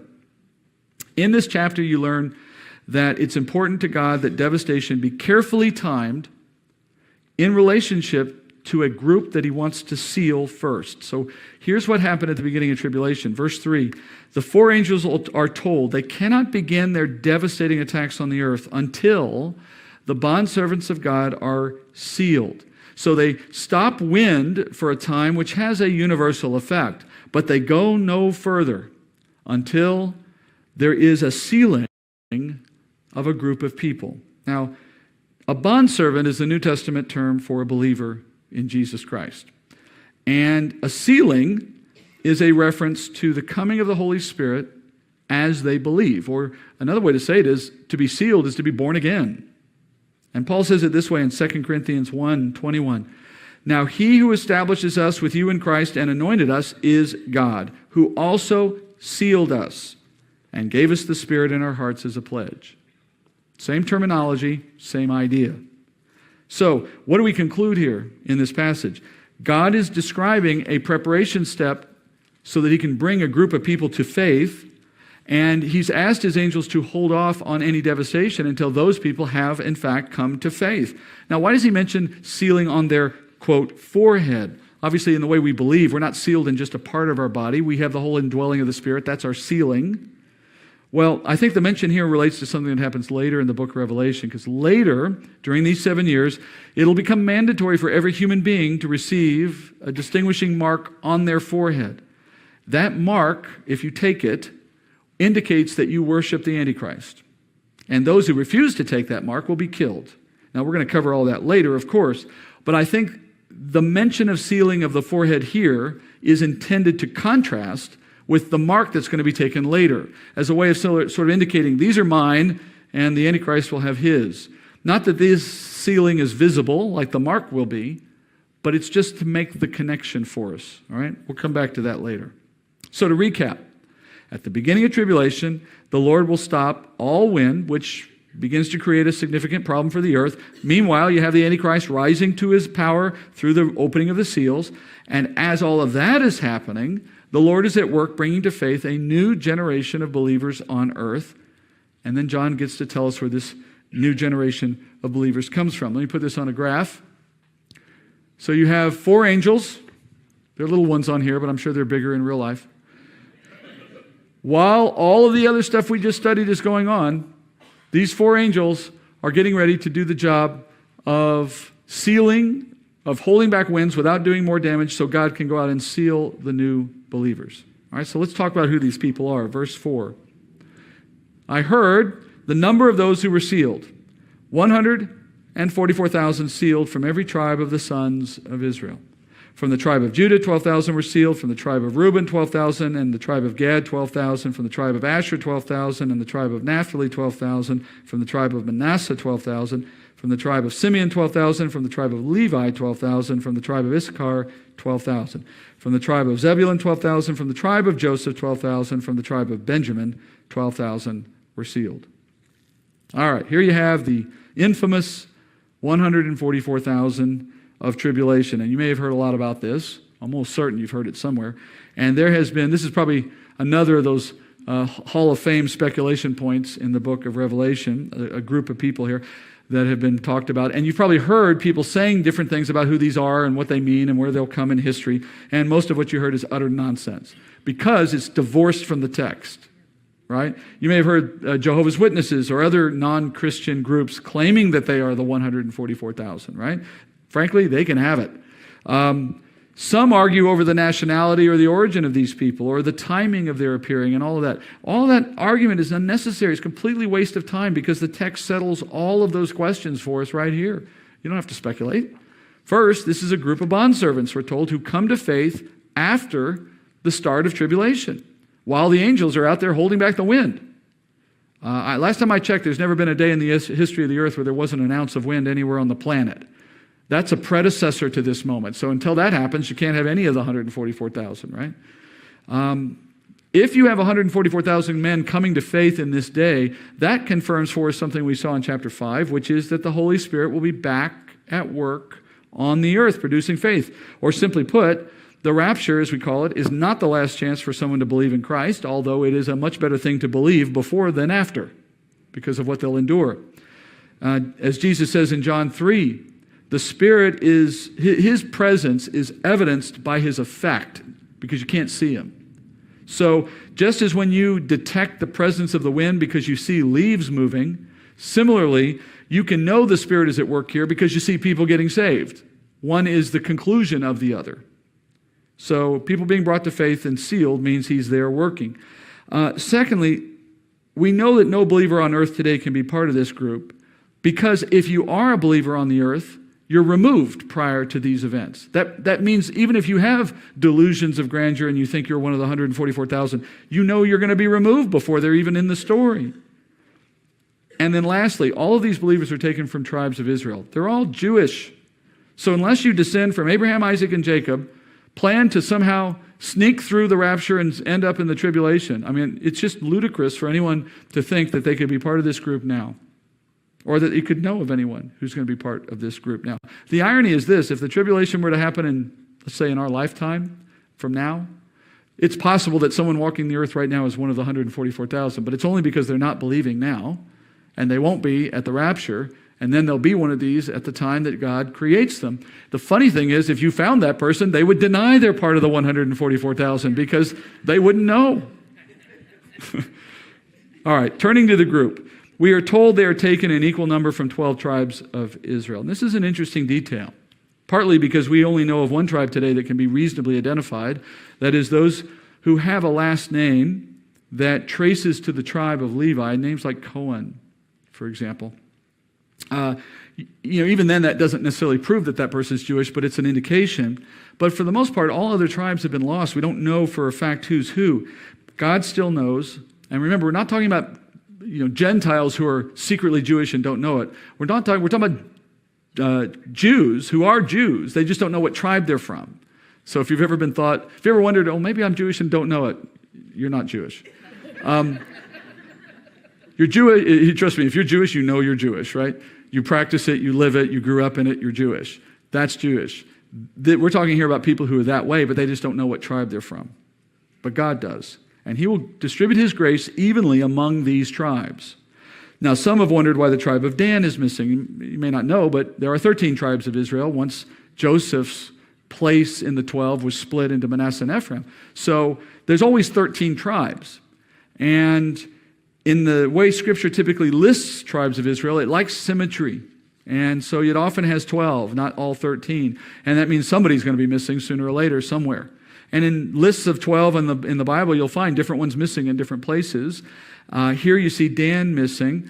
Whenever you have 12 tribes, that is, you leave one out. The message usually is the one that's out is out for some reason related to the circumstance. Here, Dan is missing, and so the best guess is that Dan's history of having been the tribe that first introduced idolatry into Israel would make them ineligible to be part of introducing true worship into a world that's devoid of worship, of true faith.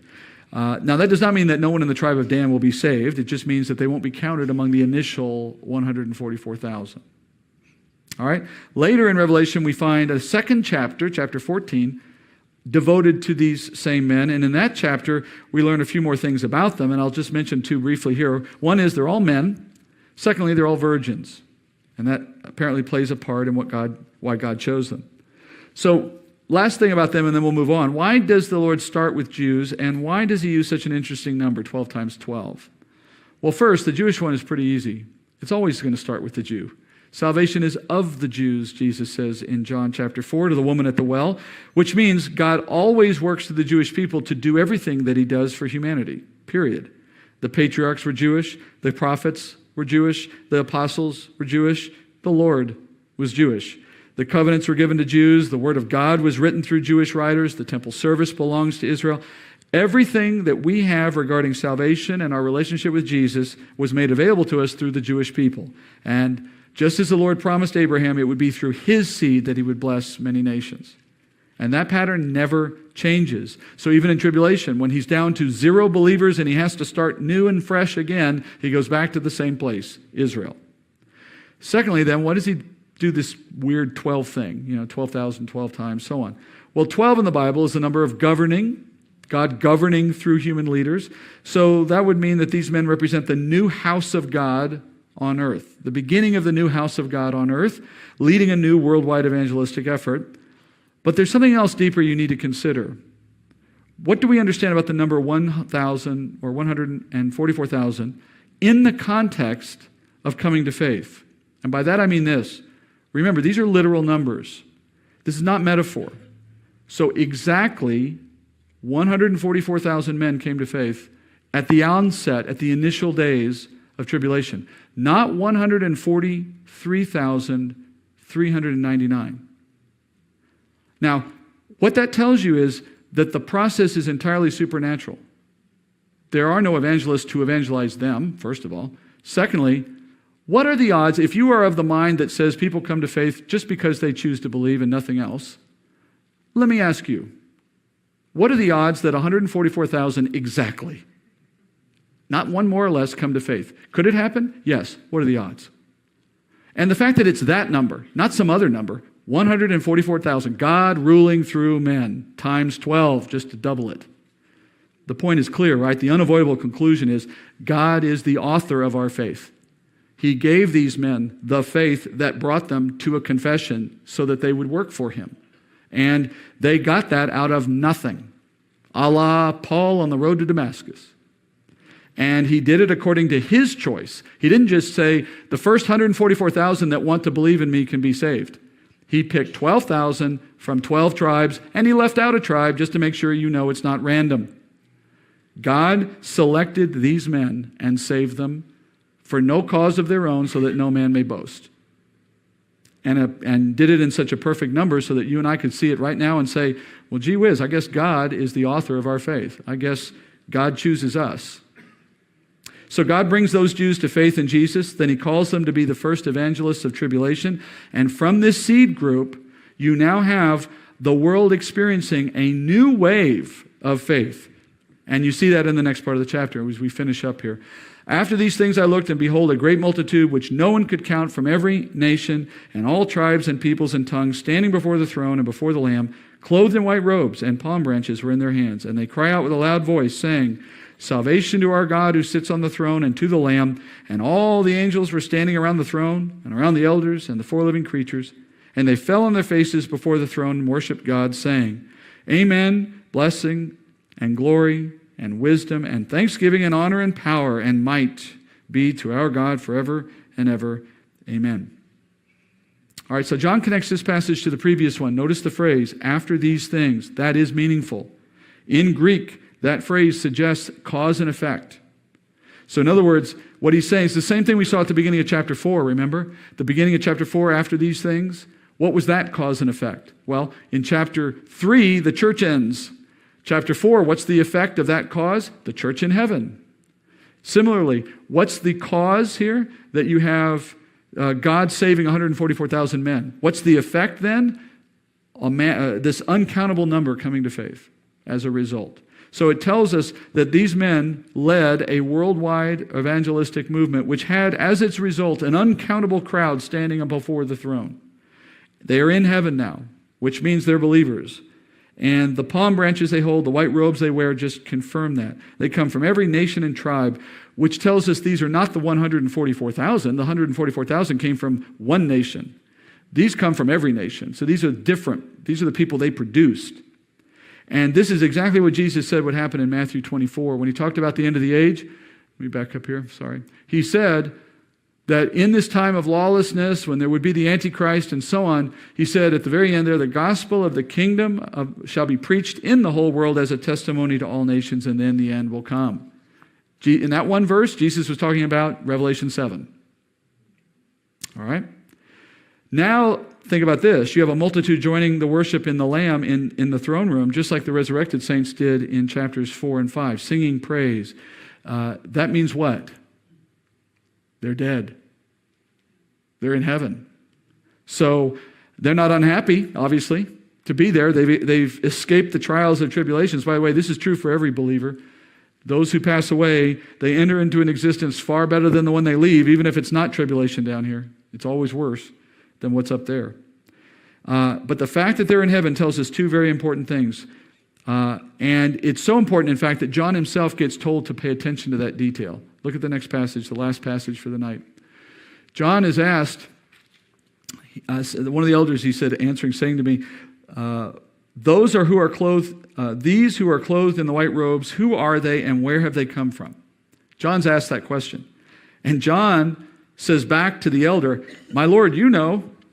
And he said to me, these are the ones who came out of the great tribulation. They've washed their robes and made them white in the blood of the Lamb. For this reason, they are before the throne of God, and they serve him day and night in his temple. And he who sits on the throne will spread his tabernacle over them. They will hunger no more, nor thirst any more, nor will the sun beat down on them, nor any heat.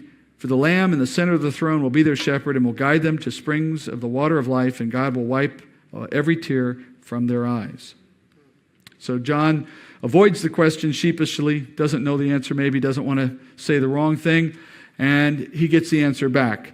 These are the ones who have been saved by the work of the evangelist. They've died. They've now been taken out of the world. They're no longer going to suffer. They're safe with Christ. Here's the two things that you learn. First, it confirms that belief during the time of tribulation is deadly. These are not just those who were under the altar. This is now backing up and saying how they came to be souls that believed. And now you see them all in heaven again, just to confirm they don't stay on the earth. What you're learning and what we'll see confirmation of throughout the book of Tribulation is very, very few believers live to the end of tribulation. Very few. The vast majority, maybe 95% of all who come to faith during the time of tribulation will be martyred. And that is a far better outcome than living to the end of tribulation, for reasons you'll learn in chapter 20. Secondly, this scene confirms that what we're looking at are events that run concurrently with the judgments of chapter 6. How do we know that? Well, this is not a single moment here. This chapter is telling the story of evangelism throughout the time of tribulation. There will be evangelism for a time. There will be martyrdom as a result. So again, let's step back and take another look at what we're seeing here with our chart. This chart's going to help us throughout the whole of it. So you have the angels who start at the beginning, holding back the wind, but not allowing anything more devastating until you see those 144,000 ready. Not until you see the whole multitude ready, just until you see the beginnings ready, the 144,000. Once God has brought faith, however he does it, to the 144,000, then the rest of the devastating impact of what you see in the seal judgments are allowed to play out, even as the evangelists are running around the world getting the word to people about Jesus. I wonder if, no atheist in a foxhole. I wonder if God letting the worst come helps the evangelists in their work to turn people's hearts to Christ. In any case, what we're saying is that 144 Jews selected and evangelizing is another of the backdrops of the time. That's why, again, this chapter has no seal judgment, has no breaking of a seal, etc. It's a backdrop moment to explain what you've been seeing already, to give you more context. All right? So that's the picture of how those seals play out. But there's one missing, right? There's one missing, a seventh one. We're not going to look at that tonight. We're going to end on this, but I want to show you what's coming by giving you an appreciation for how the judgments all fit together. It's a very simple idea. I mentioned to you last week, right? I said I'll go back to this, sorry. Russian nesting dolls, they're called, where the little ones fit inside the bigger ones and so on, hide one inside the other. In a sense, that's exactly how the judgments of tribulation are structured. These three waves that I described a moment ago are connected like nesting dolls. I'm going to put a chart up on the screen for you. So you have, on the one hand, the seal judgments. We've gone through 6. You'd expect the 7th at this point, and then we would launch into the next wave, right? Well, it's a little more complicated than that because the 7th judgment is actually the next 6 judgments. So the trumpet judgments are the 7th seal judgment. There's no separate devastation apart. For the 7th seal, there's nothing else except the fact that it triggers 6 trumpets. And by the same token, the 7th trumpet is all of the bowl judgments. Okay? So When you get to the end of the sixth one of any one of the first two judgment series, whether that's seals or trumpets, when you get to the sixth one, you're done, basically. When you see the seventh one broken, it's a sign that you're moving into the next wave.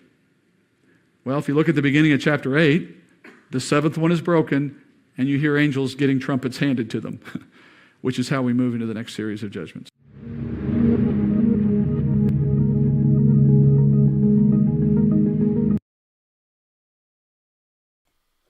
Hello. See a couple people in here. How are you doing tonight? That was session 30 of this series that we've been watching. I will get started on 31 here in just a second.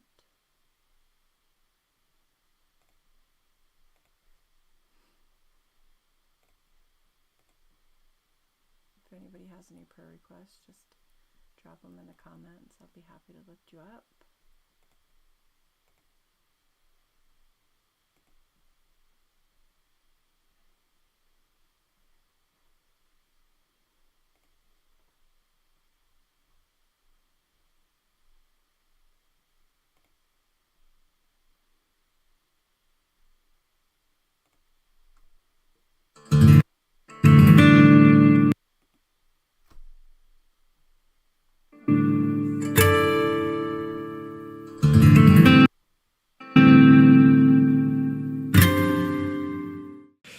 Welcome back.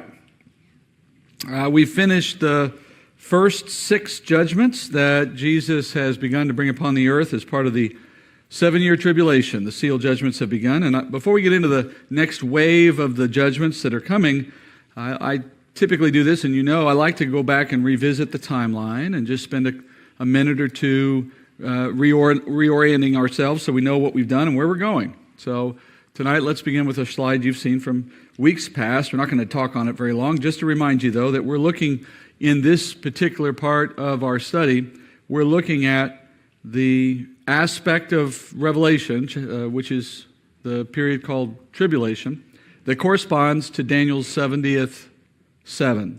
So chapters 6 through 19 of Revelation, all of those chapters talk about that one little slice of time, that 7-year period that we're still waiting for to see culminate the time of the age of the Gentiles. And that little slice, the period sometimes known as Jacob's troubles, or as we say it, tribulation, that time of judgment was appointed for Israel as part of the Old Covenant. And so we are now spending our time on this aspect of the study from here on until at least chapter 19. And we got into this, if you remember, looking at the end times and some of the signs that the Bible gives us about what's coming. Jesus said it would include wars and earthquakes and famines, things that happen today but will be happening at a greater level as we get increasingly close to the tribulation. And they are signs that we are near the end. We saw that we're kind of in the period of that already. And the church itself will come to an end somewhere in that time frame as well. And then at some point, a covenant is signed and the tribulation begins. And that's where we began to dive in to the time of tribulation. So over the last 2 weeks, we've been looking at this period, as we call it, tribulation. And so far, we've been looking at the first wave of what will ultimately be 3 waves of judgment that define this period of 7 years. Here's what we have got through the last couple of weeks. So it started with seal judgments, and we don't mean the marine type of seal. We mean a wax seal on a parchment scroll. And as Jesus began to break the 7 seals that sealed up this scroll, each one of them resulted in something happening on earth. Remember, the first 4 of those, depicted there by horses, they represent the stages of an unveiling of the antichrist to the world.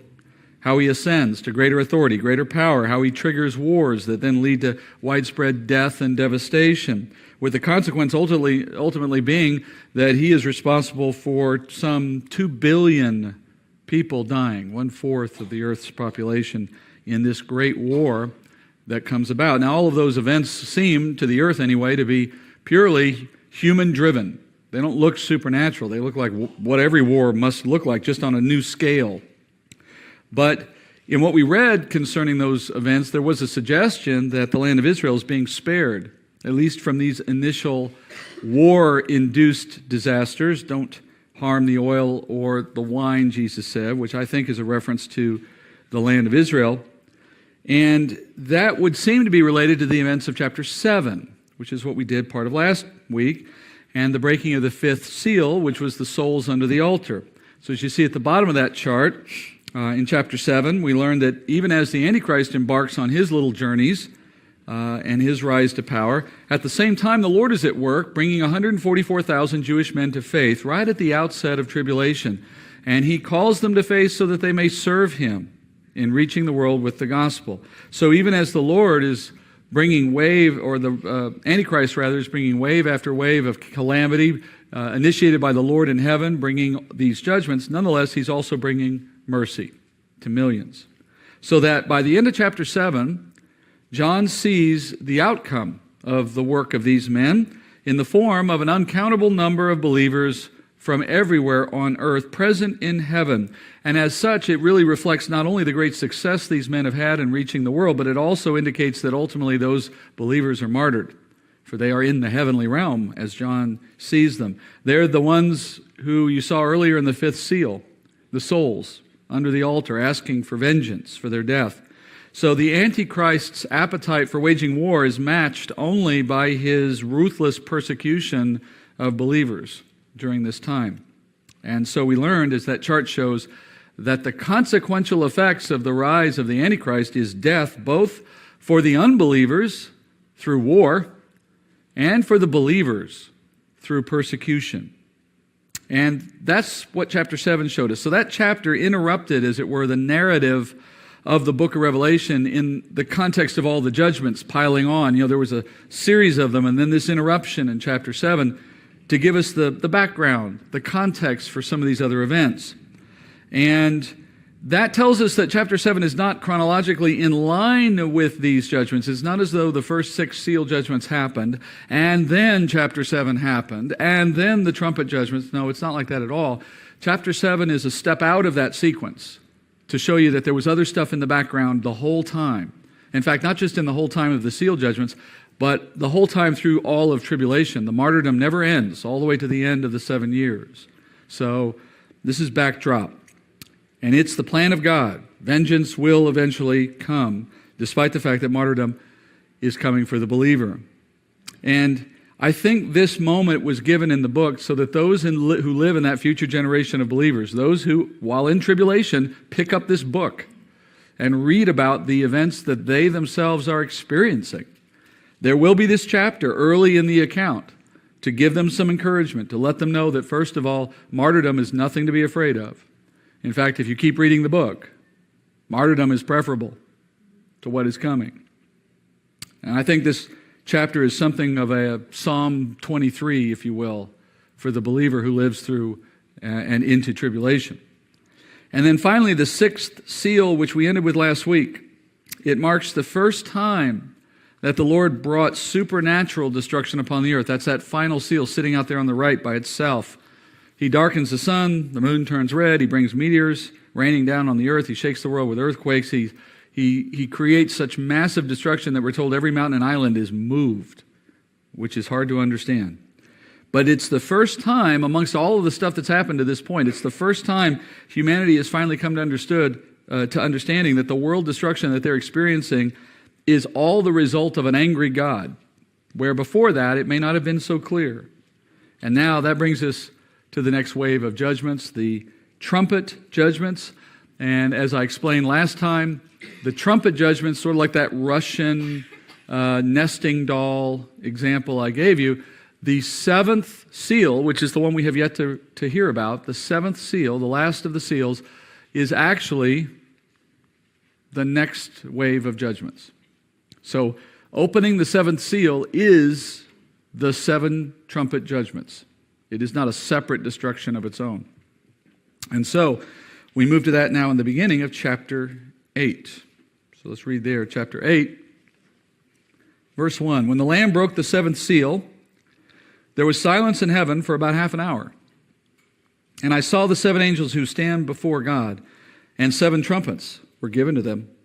Another angel came and stood at the altar, holding a golden censer, and much incense was given to him, so that he might add it to the prayers of all the saints on the golden altar which was before the throne. And the smoke of the incense and the prayers of the saints went up before God out of the angel's hand.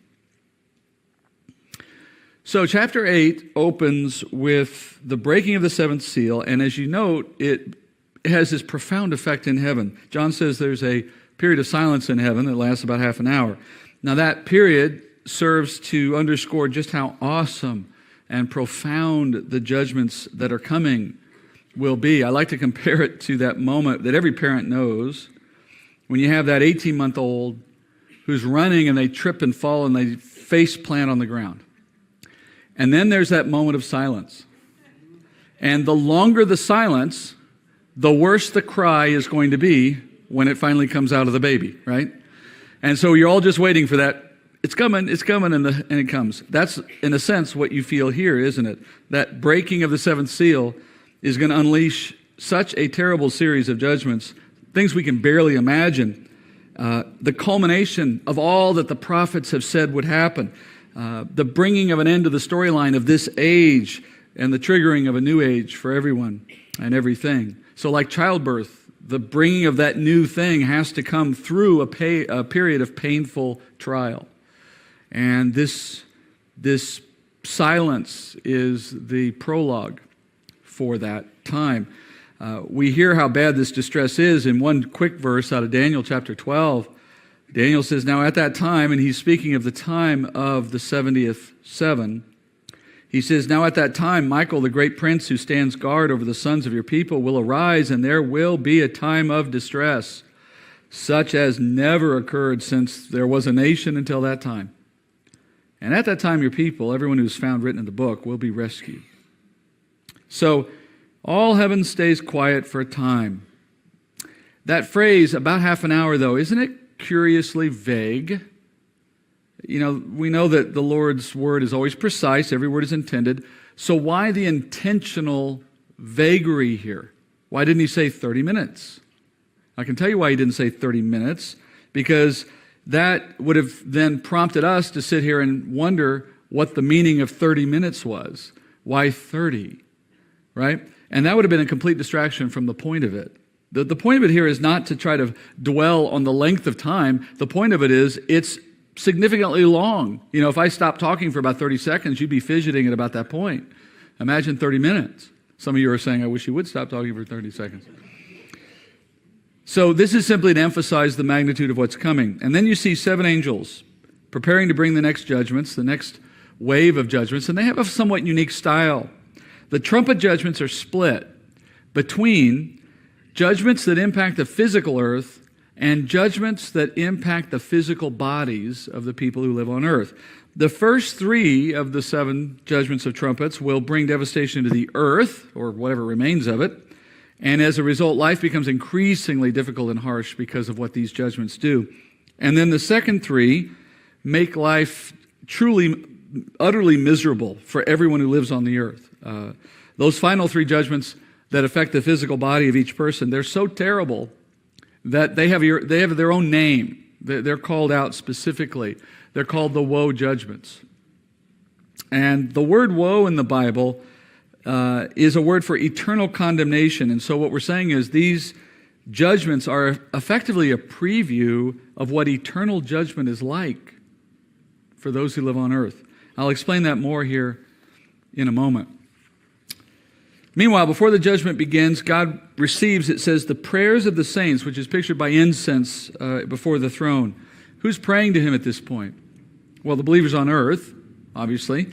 And what do we assume about what their prayers are about? What would you be praying about?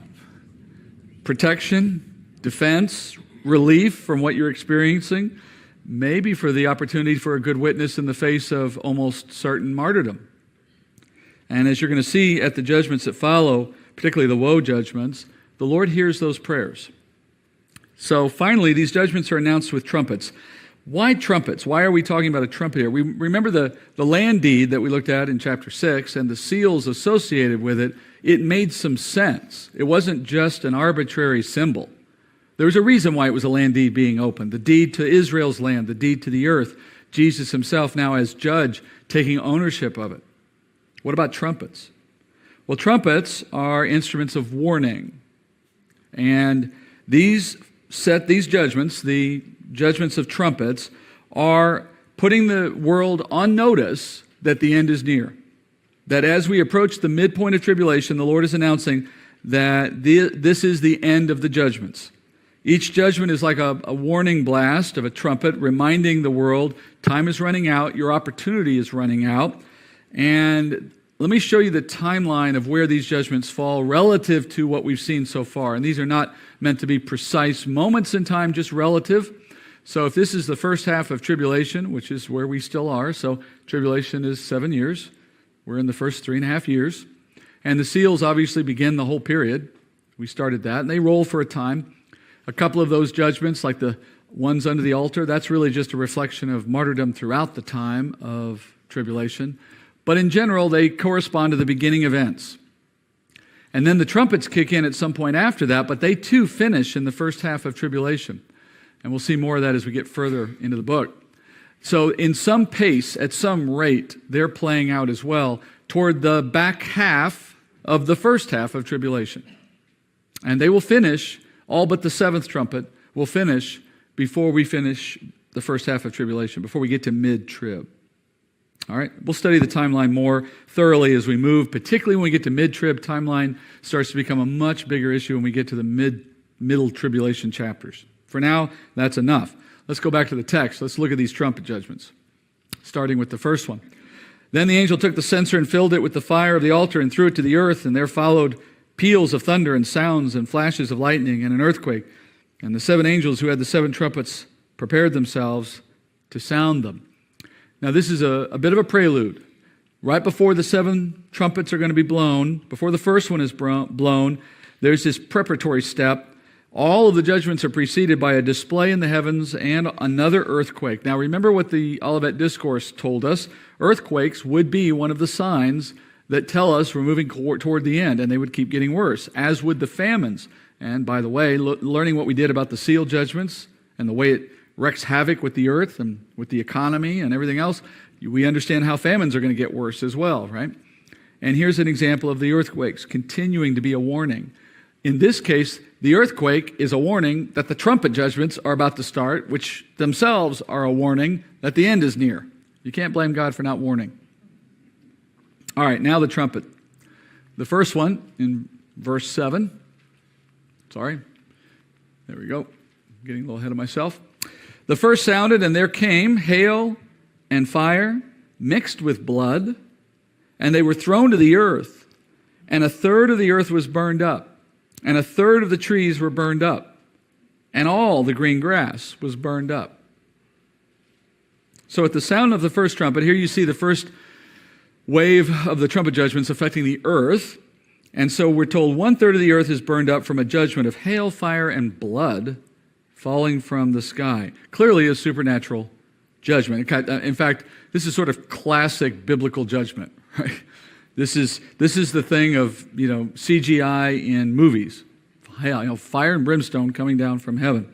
But it should also remind you that God has done similar things in the past. And in particular, one set of judgments really starts to become a key in this. You start to remember a set of judgments that are very similar to this, and those would be the ones in Exodus.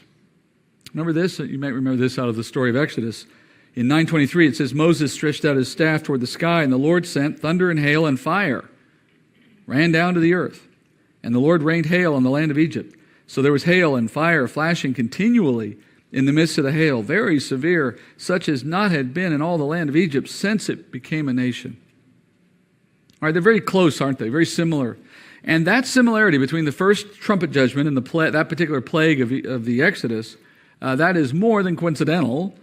Throughout the trumpet judgments, there is a loose parallel going on here between them and what happened in the Exodus, throughout all of the judgments of tribulation, because one is picturing the other. Let me show you how. In typical biblical form, you have the earlier judgments of the Exodus acting as a picture or a lesser of a greater fulfillment in tribulation. And it goes deeper than just the fact that the judgments look alike.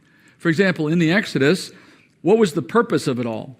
Well, Israel was in bondage to a foreign nation. Remember that? And in those days, God was setting free his firstborn from that bondage. Well, what will be true in the time of tribulation?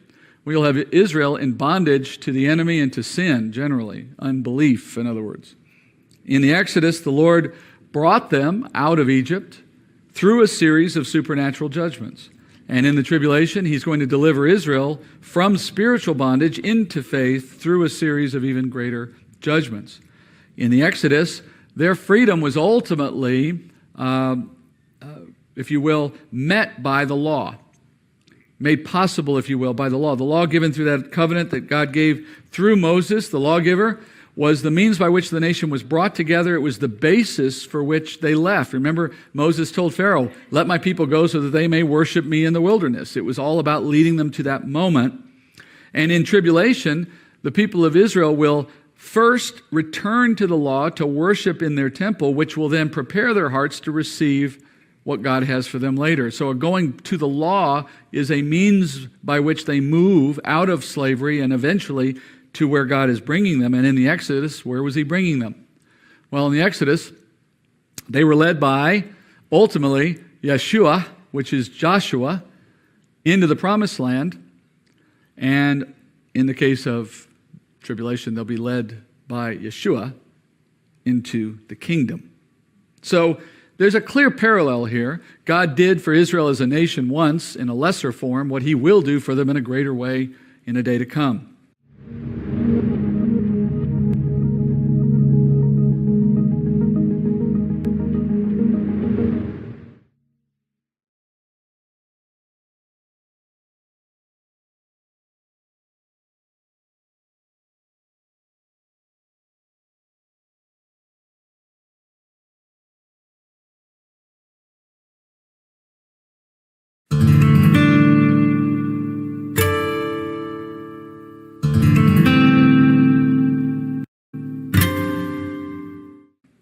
All right, moving to the first judgment.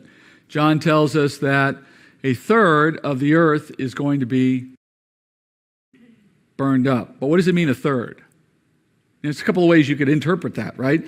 Should we suppose that it's one contiguous piece of the land of the earth? 1/3 of the earth is affected, the other 2/3 left alone? Or is that 1/3 sort of evenly distributed across the planet? Which of the two? Well, as we go further into these judgments and into further chapters of the book of Revelation, what you're going to find is that it's apparent God is doing something very particular here. And as such, the answer is it's one contiguous section of the earth. So it may not look exactly like that, I can't promise. But there'll be a part of the earth burned up. This is the first of a series of judgments in which God is whittling away at the inhabitable land of the earth. And for reasons that become clearer later, especially in chapters 17 and 18, you'll understand why he's doing this, but we'll begin to talk about it tonight. And you'll see it more clearly in the next trumpet judgment. The pattern continues. Verse 8, the second angel sounded, and something like a great mountain, burning with fire, was thrown into the sea, and 1/3 of the sea became blood. And 1/3 of the creatures which were in the sea and had life died, and 1/3 of the ships were destroyed. All right, John says he sees something like a great mountain with fire falling into the sea. So we're going to put this globe up, a little different one. Now, we don't know what the great mountain was, right? We don't know whether he was seeing something like a meteor or whether he was seeing something less, or some have suggested it was a volcano.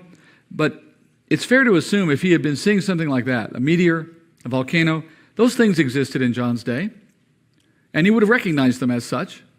The fact that he doesn't know what he's looking at would seem to suggest that it's something altogether different, unnatural, supernatural. And then when you look at the effect of it, it really confirms for us that it's something supernatural. Don't try to find a natural explanation for this thing, because when it hits the water, it turns the water to blood. Volcanoes and meteors don't do that. And nothing else we know does that. So this is another judgment to remind us of Exodus. Remember, the Nile turned to blood. It's just this is a much bigger event than what you saw in Exodus. Here again, a lesser to a greater fulfillment now.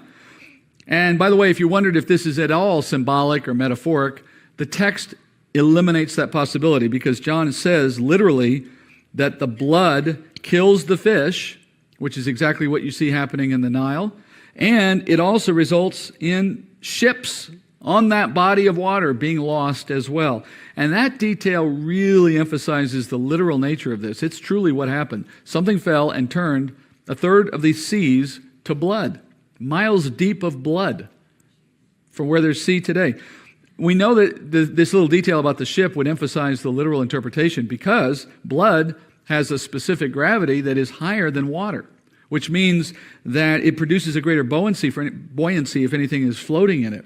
So if the ship was first floating in the seas and then suddenly that sea turns to blood, it's going to rise up in the blood because the blood is going to give it more buoyancy, and then it's going to be unstable at that height in the fluid. It's going to topple over. It's going to capsize. So any ship that would be sitting on blood is not going to float properly. It's designed to float on water. Plus, the ship's systems would be fouled by the intake of blood for cooling engines, and it would be a mess.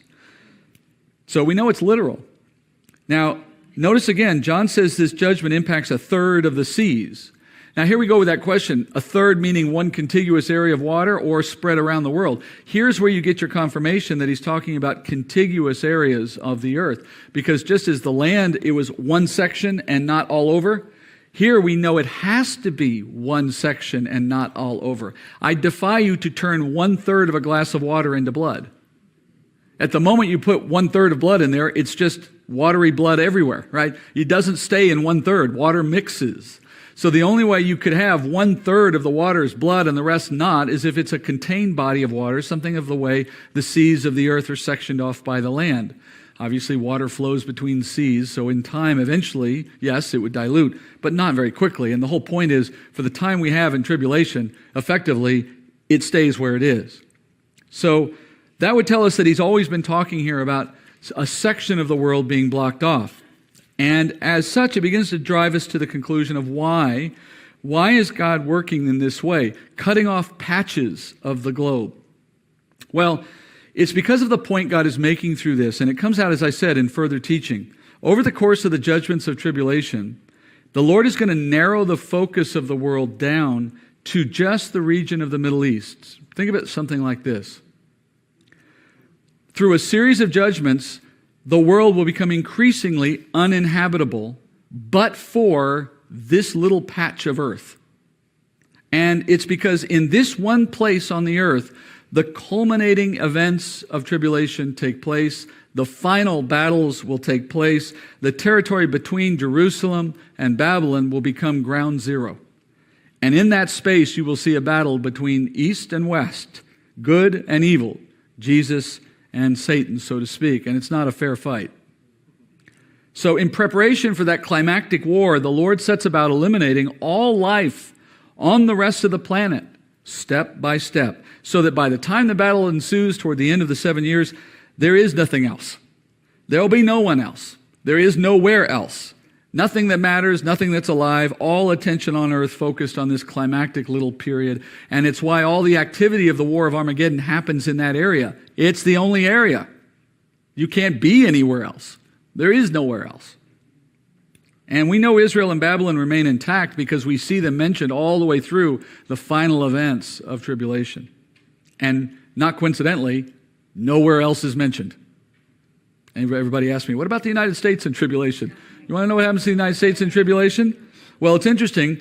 The landmass that is directly opposite Israel is North and South America. And since we know that Babylon and Jerusalem are at the end, and the last piece is remaining, it would seem to suggest that the Lord begins destruction on the opposite side of the planet and then proceeds around from there. And as the judgments progress, he just progressively consumes more land and more ocean until all you're left is the Middle East. And not coincidentally, as it turns out, North America, you want to guess how much of the land of the planet North and South America represent? Exactly 30%.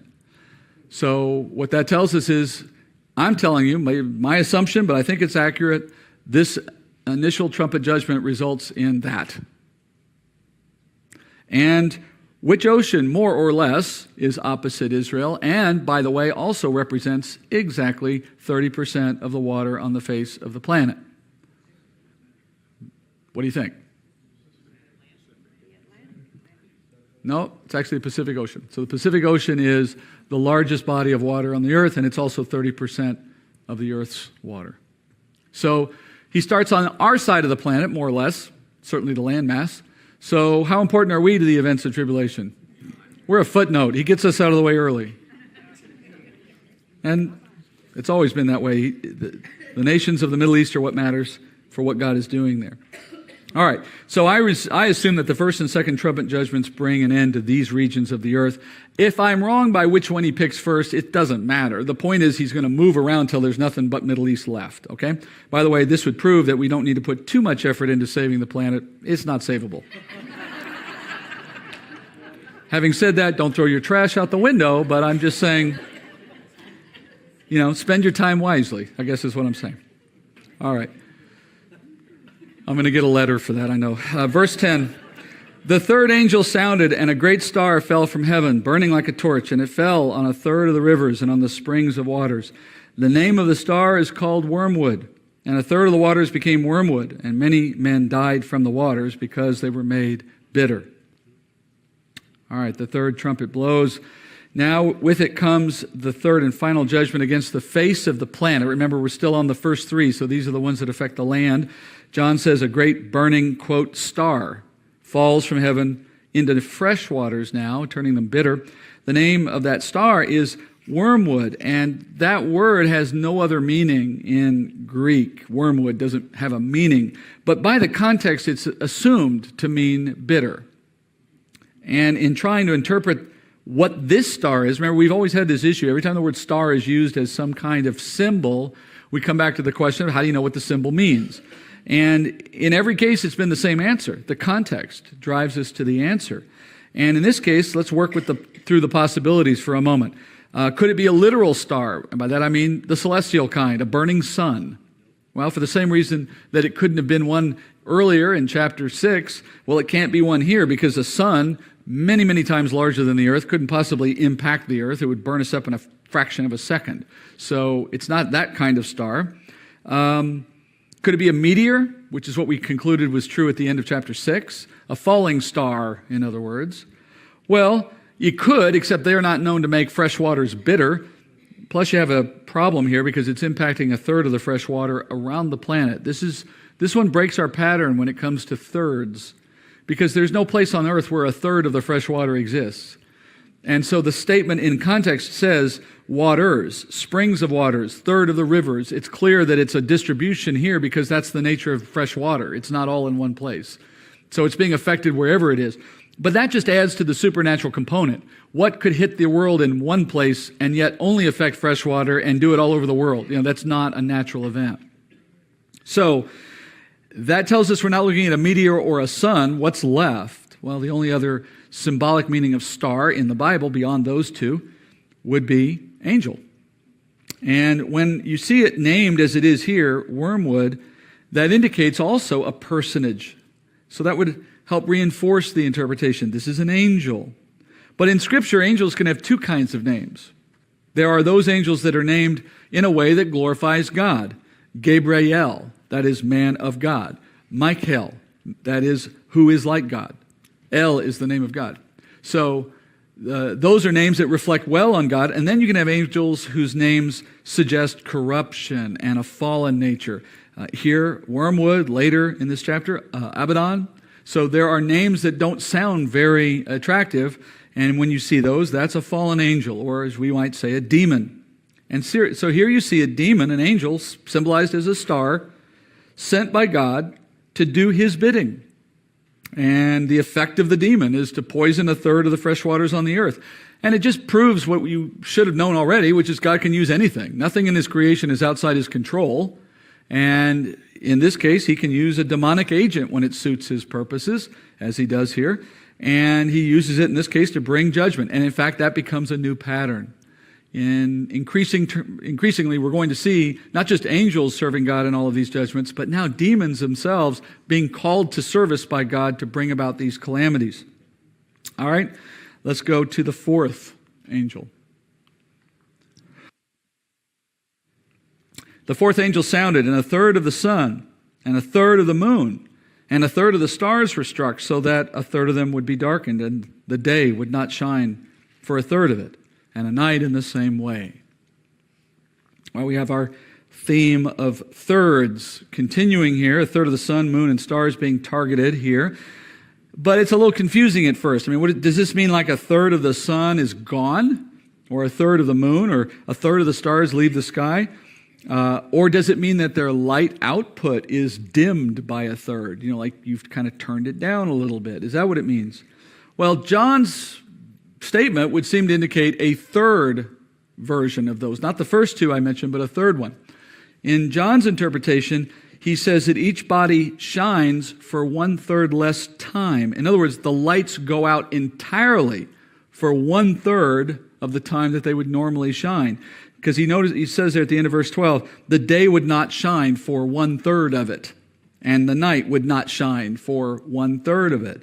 So cumulatively, that means the earth is receiving 1/3 less light and energy from the sun and the stars. So it goes from this to that for a period of time, and then it comes back again. By the way, that makes perfect sense astrologically, because in terms of astronomy, you would expect that if the sun goes out for us on the daylight side of the earth, the moon's going out for the other side of the earth at the nighttime.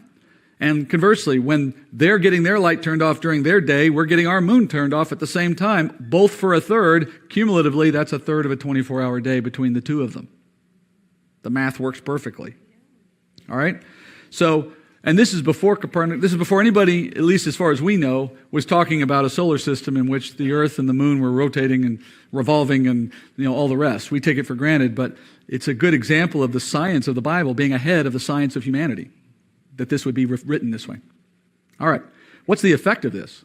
Well, we can imagine a total blackout of all the universe for a third of each 24-hour day. Besides the fear factor of that, it would lead to a dramatic drop in temperature on Earth. As you probably have heard, the Earth is perfectly balanced in its current orbit for the amount of heat to keep us in a kind of state of habitation that's perfectly suited to us. You don't take out a third of that energy and not see a huge impact. It's like the nuclear winter scenario that you've heard people talk about, where there's no sunlight for such a long period of time. It's a new ice age. Crops fail. Plants can't live without the amount of sunlight they're expecting. Water sources would freeze. Livestock would die. Now remember, we've already seen a fourth of the world's population dead from war and pestilence and starvation, and we had some unknown number of additional lives lost when all those continents were burned up and the fresh water became bitter and people were dying from that, and then the seas and all of the death that's already piled up, and now you have a third less heat and light, and that's even more loss of life. I mean, the people who are still alive at this point in time, they're pretty hardy people. They're clinging to life at this point. And so those who do survive in all of this, how hard is life for them right now? The effect must be something like a little mini hell on earth. The point is the earth has become increasingly inhospitable for human life, and that should trigger amongst all the population that's remaining some thought about what comes next, about death, about eternity, about the matters at hand, right? And meanwhile, you got the Antichrist continuing to conquer, even as the world that he desires is becoming increasingly undesirable. And along the way, you have 144,000 continuing to preach the gospel, and I would imagine finding a pretty receptive audience to the message of salvation at this point. And then finally, we move to the second half of the trumpet judgments, but not before there is a brief suspension for another warning. Verse 13. Then I looked, and I heard an eagle flying in mid-heaven, saying with a loud voice, "Woe, woe, woe to those who dwell on the earth, because of the remaining blasts of the trumpet of the three angels who are about to sound." We're told an eagle is flying in mid-heaven. Now, the term mid-heaven requires a moment of explanation. The Jewish people did not have distinctive Hebrew words for three different places. The sky, outer space, and the heavenly throne room of God were all called by the same Hebrew word, shamayim, which just translates as heavens. So you had heavens for all three. And in order to avoid confusion, in order to distinguish between them, they came up with a convention of numbering these spaces in a way that distinguished them. They'd start with the ground and then move up, numbering from there. So the first of those spaces, the atmosphere where birds fly, the first heaven. And then above that, the second heaven, or as they would call it sometimes, mid-heaven. That's where the planets and the solar system is. And then there's the third heaven, which is where God's throne room is. So it's a convention of Hebrew that they came up with these terms. Paul uses the third heaven references you might remember in 2 Corinthians, and it's just a way of him speaking as a Jew about the heavenly throne room of God. Now, in this case, John says there's an eagle flying in mid-heaven, which presents an immediate problem, because that's outer space, and that's not where eagles fly. Furthermore, this eagle is speaking to the world in human language. So that would also argue against a literal interpretation. So it would appear as though this is yet again another angel, we would assume. What else would it be?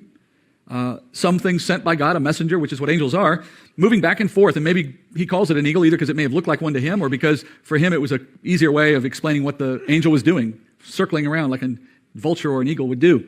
And it's declaring that the final three trumpets are coming, the final woe, woe, woes are coming. And as I mentioned earlier, these are directed at the physical bodies of people instead of the physical earth. And the term woe means something of great importance, the most terrible, but its connection to judgment is important here. If you look back at our earlier chart on the relationship of the seal judgments to the trumpet judgments, I told you that the final seal judgment is all the trumpet judgments, but then within the trumpets, those last ones that affect people are so bad, they get pulled out separately. And they're called the woe judgments. The last two trumpets and the seventh trumpet, which is the bowl judgments. So all of the bowl judgments is the third woe. The other two are separate. Follow that? All right. So the fifth, sixth, and seventh trumpet judgments are what we're going to study now. Obviously, the seventh one, which is the bowl judgments, doesn't come until quite a ways from now. But we do the first two. And that takes us now to the first. We'll go to do the first of those now, beginning in chapter 9.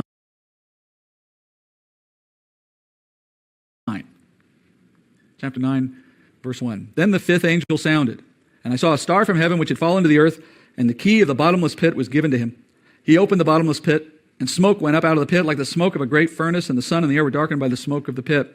Then out of the smoke came locusts upon the earth, and power was given to them as the scorpions of the earth have power.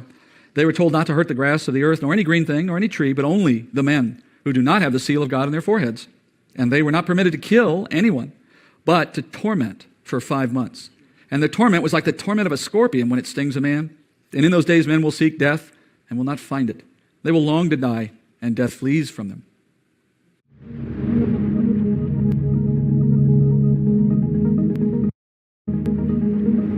Okay, so I am going to start the next video. While that's playing, I won't be here at my station. I have to go pick up my son from work. But if you leave any comments, I will check them as soon as I get back, and I'll only be gone, for a few minutes anyway. And feel free to drop any prayer requests. I'm happy to lift you up. Thanks for being here. And if you have any questions, let me know. God bless.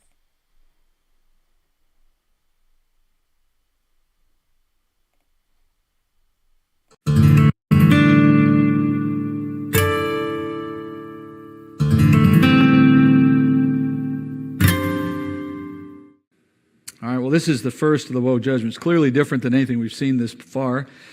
And as the earlier 4 trumpet judgments began, so does this one with a trumpet blast sounding a warning. And then it unfolds with a star again falling from earth. Later, you notice in verse 1, John describes this star as a hymn. And then you look at the actions of the star, taking a key, opening a pit. All of that suggests a personage again. So we quickly run to the same conclusion we did earlier. This is an angel, a star meaning an angel. Falling, in this case, falling to earth would reinforce that this is a fallen angel. And then the name, which you'll get later in verse 11, Abaddon or Apollyon, that word means destroyer in Greek. Well, that all goes to emphasize this is a fallen angel, or we'll call it a demon. So here you have a demon serving God's purposes again. This demon is given a key to a place called the bottomless pit, John says, which means God has given this demon permission to set free those who are, up until that moment, held in that pit. And it's described as bottomless. We see it being accessed through the earth, because that's where the angel had to come. He had to fall to the earth to get to the pit. And the word for bottomless, abusos in Greek, it's also the word we get abyss from. So it's the abyss pit, the bottomless pit. All of this is referring to the same place that you hear referenced elsewhere in the Scripture, a place of the holding of disobedient spirits. The most common term in the Old Testament for this place is Sheol, or also the pit. For example, in Job 33:28, he says, God has redeemed my soul from going to the pit, speaking of this very same place. According to Luke 16, if you know the story where Jesus talks about the rich man and Lazarus, the poor man who dies at his gate, etc., where they end up is a place that has two sides. It's called Sheol in the Old Testament. But in this place, in the Old Testament, you had souls that stayed on one side that was pleasant. That's the side in which saints were sent. And then you had the side that was unpleasant, to say the least. That's where the souls of unbelievers went. And you couldn't cross between them. And when the Lord resurrected, when he died and he resurrected, that made a way now for anyone who was in Christ, that is, of faith, to join him in the heavenly throne room, because now the price for sin had been paid. And at that moment, that good side of Sheol was emptied. The souls of believers who had been waiting for the Messiah now could join the Messiah in heaven, because he had already died for them by that point. And on the other hand, those who were on the bad side, as I might call it, Hades or hell, they remain there and still are there even now. That's the side of the pit that has not been emptied yet, that holds the souls of those who die without Christ, without faith. And later we learn in the New Testament that this place has, for lack of a better way of saying it, a special corner, a special place within it, a prison, in which the souls of disobedient angels are held, separate from where the spirits of disobedient humans go. Peter says this in 2 Peter chapter 2, verse 4. Speaking of the flood story, he says, if God did not spare angels when they sinned, but cast them into hell, into Hades, and committed them to pits of darkness within Hades, reserved for judgment, being held there for judgment. And he did not spare the ancient world, but preserved Noah, and so on. The point is that those are the angels who we believe in chapter 6 mated with women to create the race of Nephilim, which then became the basis for the flood. And when God dealt with them, he dealt with them by saying these angels were too disobedient. They were demons already. They were already fallen and already following Satan. But they went beyond the limits of what God would allow. And so as a result of what they did, they were held in this prison in Hades. And then Jesus says this in Luke chapter 8, verse 30. He says, speaking to a man who was indwelled by demons, he says, what is your name? And the demons said, Legion, for many demons had entered him. And they were imploring Jesus not to command them to go into the abyss. Now think about that for a minute. These demons remember what happened to their compadres when they inhabited, or tried to mate rather, with women. And so now they're in this guy, Legion as they call themselves. They see the Jesus coming and they begin to wonder, maybe this is another moment like back in the flood story. We've gone too far and the judge has come and he's going to make us go to the abyss. And they ask us, don't make us go, are you? Don't make us go to the abyss like our counterparts did. Now, Jesus didn't do it in that case. But that just goes to show the demons understand that as bad as things are for them now, roaming the earth, waiting for heaven, waiting for their judgment one day, it can get worse for them. God can put them in this prison for a time called the abyss, called the pit. And just to be clear, by the way, not all demons are in the abyss, obviously. Most of them are not. Most of them are allowed to roam and they do what they do. But the ones who are the most terrible have been confined there to limit their rampage. Now, in this judgment, time has come for the Lord to permit the worst of the worst to escape from that temporary confinement. The chief demon, it would appear, is given permission to let them loose. And it would seem that Apollyon, Abaddon, or destroyer would be none other than Satan himself. I'm not sure that that's true. In other words, I can't prove that to you. But we know from Matthew 25 that Jesus says he is the master of the demons. The fact that he's called the destroyer here would seem to add weight to that conclusion. And the fact that he's even got the privilege to open the pit. What other demon would be more appropriate? In any event, once he opens this pit, the demons inside are set loose like rabid dogs let off of a chain. They come out of the pit raging. They've been confined there for thousands of years. They are undoubtedly eager to wreak havoc on the earth again after they've had their chance to be set free.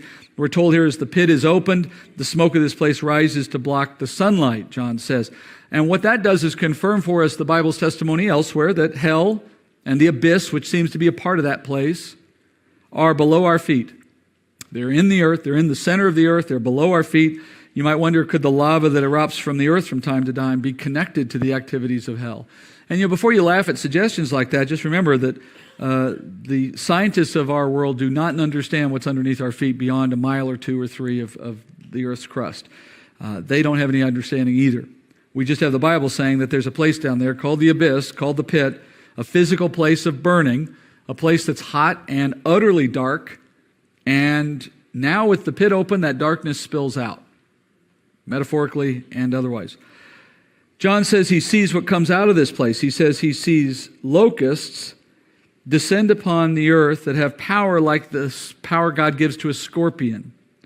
Now, presumably, they're being given power by God. In other words, you wouldn't say this is given to them by any other source. Their whole escape has been orchestrated by God as part of a judgment. So their power comes with specific instructions and specific limitations. Don't hurt the vegetation of the earth. Hence, we're moving on from that. This is not one of the woe judgments against the earth. This is a woe judgment against people. So stay away from the earth. Only go after the people. And it's also true that they cannot hurt anyone fatally. All they can do is torment them for a period of time. By the way, this would argue against them being normal locusts, wouldn't it? Obviously, locusts don't torment. More importantly, they don't care about us. They want to eat the vegetation. So I think the comment here about the vegetation is emphasized perhaps so that our interpretation will understand we're not looking at natural things right now. All right? So here we have something that is purely unnatural that will go after the mankind and do so to torment, but there was another exception made, another instruction given. They could not hurt men that have been sealed on their foreheads. Scripture says that these are off limits. Now we remember obviously the 144,000 from chapter 7 that were sealed. We know they're obviously in view here, but I think there's a larger message here because Scripture says God will not appoint his children to wrath, and that he knows how to distinguish the godly from the ungodly when he brings judgments. For example, we know that in 2 Peter it says here, the Lord knows how to rescue the godly from temptation and to keep the unrighteous under punishment for the day of judgment. Or said more simply, he discriminates. He discriminates in where judgment falls and where mercy falls. So the 144,000 are obviously included. They will not suffer any of these judgments. The stinging will not come upon them. And I would go so far as to say, for the same reason, those who have been led to faith by these men will likewise be excluded. And so it's presumable that they too are sealed. Remember, the seal does not have to be visible. That's not the meaning of it. The point of it is that it's the sealing of the Holy Spirit. So those who have come to faith are likewise preserved from this. It would make no sense for God to torment someone who's come to faith in this way. It serves no purpose. All right. Now, this is the first time there has been an exception to any of the judgments that we know of. And so when we look at this, we need to apply it very carefully. You would not take this statement, that is, the sealing prevents the pain of this judgment. You would not take that and then conclude that, oh, you see, if you're a believer on earth, none of the judgments will affect you. That would be a leap in conclusion. All we know is this one does not affect the believer. And it makes logical sense that it would not have been the other ones because the other ones affected the planet. And as such, I think anyone who's on the planet is going to be impacted by it. But these are affecting the person of an individual, and those are then discriminated one from another. So now as they target people, they will only affect the unbeliever. By the way, the Lord's done this in the past. You remember stories like Noah and his family, right? Some people on the boat, the rest not. Lot and his family. Some saved, the rest not, right? God knows how to figure out who can get saved and how to do it. There's even the story in Ezekiel in which God has saved the people of Israel by sealing them from the judgment of an angel when he goes into the city to destroy all the ungodly. You can study that in the Ezekiel study. In any event, let's look at the torment. John says the torment that these, I'm going to call them demons, because I believe that's the consistent interpretation of this, what we see in this context, coming out of the pit and all. These demons will inflict something that I think is frankly hard to comprehend. Unlike prior judgments, they don't hurt the earth, they only go after the body, but what they do on the body is unbelievable, inflicting painful stings for a total of 5 months. Now, John says it's like the pain of a scorpion sting. If you don't think that's bad, scorpions are notoriously painful stings relative to their size. They're not fatal usually, which is consistent with this picture, but the toxins in scorpion venom are so toxic that they're used in chemotherapy to kill cancer cells. And the discomfort of this is magnified many, many times by the fact that it's continual. I mean, if you got stung by one once, it hurt, you kind of got over it, put some ice on it, it went away. But imagine having that all over your body constantly for 5 months. You can't even begin to understand how that feels, right? Imagine living 5 months with scorpions continuously crawling under your clothing, stinging you. Yeah, that kind of made the point, didn't it?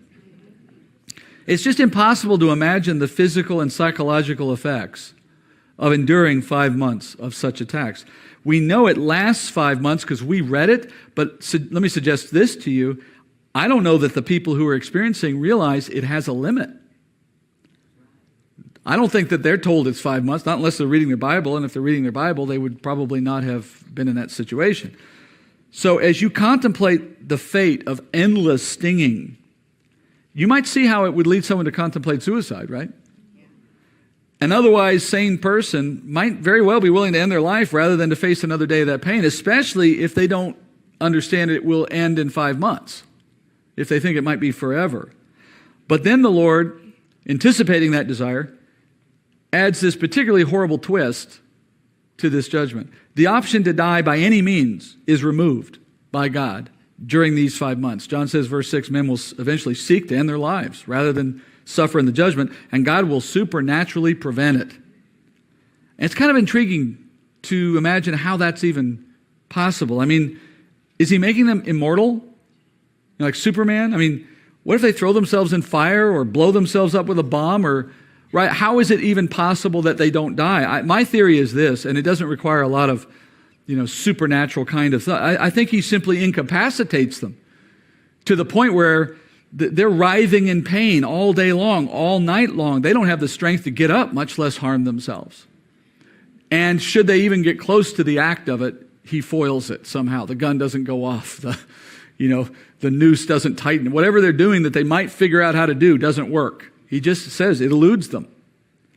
So how much suffering does a person have to experience before they're at the point of seeking for that kind of an outcome? The literal Greek there, when John says they will long to die, the literal Greek word there is the word for crave. They crave death. Now, we're going to come back to considering this issue of what God is doing here for just a moment, but let's just do one more thing on the text first, and then we'll come back, because John gives us a description of these creatures, and I want to use that as a moment to explore what they might be from what we see elsewhere. First of all, verse 7, the appearance of the locusts was like horses prepared for battle, and on their heads appeared to be crowns like gold, and their faces were like the faces of men. They had hair like the hair of a woman, and their teeth were like the teeth of lions. They had breastplates like breastplates of iron, and the sound of their wings was like the sound of chariots of many horses rushing to battle. They have tails like scorpions and stings, and in their tails is the power to hurt men for 5 months. They have as king over them the angel of the abyss. His name in Hebrew is Abaddon, and in Greek he has the name Apollyon. So he's been calling them scorpions. We already know these aren't true scorpions. First, they originate from a place of demons and dead souls. And look, no matter how much you dislike scorpions, I can assure you that they do not come out of the pit. They're just natural. Now, I can't say the same thing about poodles. I have a suspicion on those. But we know these aren't scorpions because of where they come from. Secondly, they don't sting like ordinary scorpions, right? Ordinary scorpions don't sting you constantly for 5 months. These things are not natural, clearly. And as he describes them, they don't look like any scorpion or locust you've ever seen. John says they look like horses prepared for battle. Here's one person's rendition of, I guess, what this could be looking like. Heads like men, hair like women, teeth like lion. He says they wear a crown, Stephanos again. That indicates they have authority in the demonic realm. They have wings that make a great noise. They have tails like scorpions again, power to hurt men, and so on. When you look at the whole description, it kind of explains clearly why John appropriated words like locust or scorpion or something. I mean, he was trying to stretch for what could I tell you this look like? And what do I have as a reference point for you, right? The tail on this thing is the most prominent feature, and so that's the thing that tied his mind to a scorpion, it would seem. But if you put the whole package together, it's completely outside this world.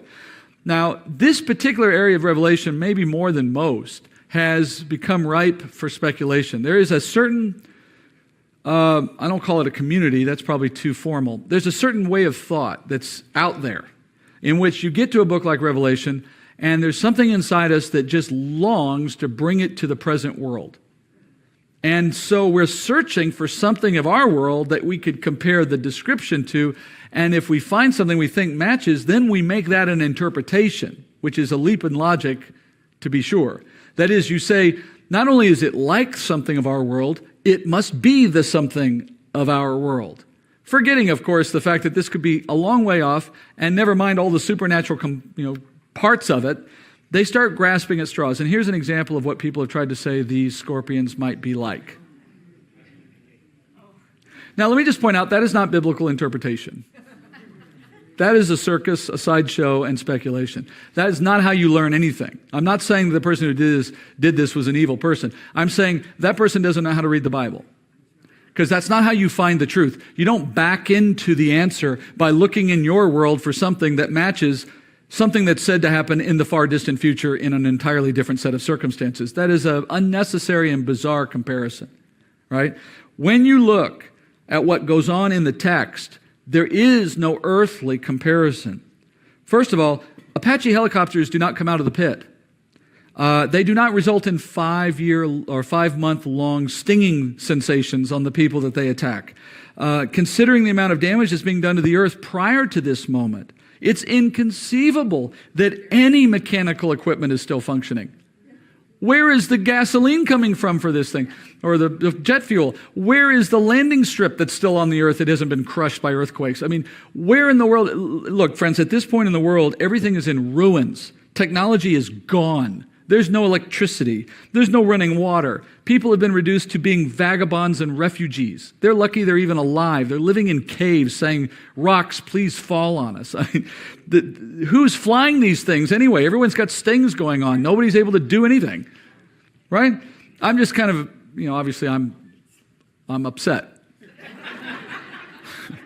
I just, it's more funny than anything, but I just find it strange that we feel like we need this to make sense of this. It's supernatural. It's bizarre because it's God doing things he's never done before. Stop looking for an earthly explanation for things that are clearly supernatural. These are demon hordes released from the pit with an appearance that is altogether terrifying, unlike anything you've ever seen, something like a scorpion on steroids. And the effect they have is incomparable to anything else. One of the other arguments for why these are demons, obviously, is the fact that they reach every last person on earth. No one can hide. You can bury yourself underground, you can hide in your closet, they find you. Because demons can go through walls. Demons can go through any barrier. They're not limited by physical structures. All right? So they have the knowledge and the ability to find every flesh and blood on earth, and they have the desire to do it, which is why God lets them loose, tormenting everyone.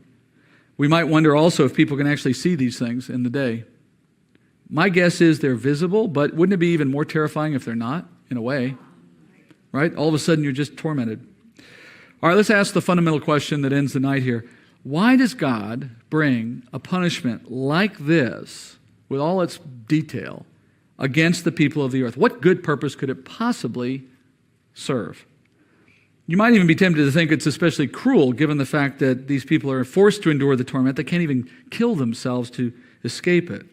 Well, if you think this is cruel, let me ask you a question. What would mercy look like under these circumstances? Should God let them die?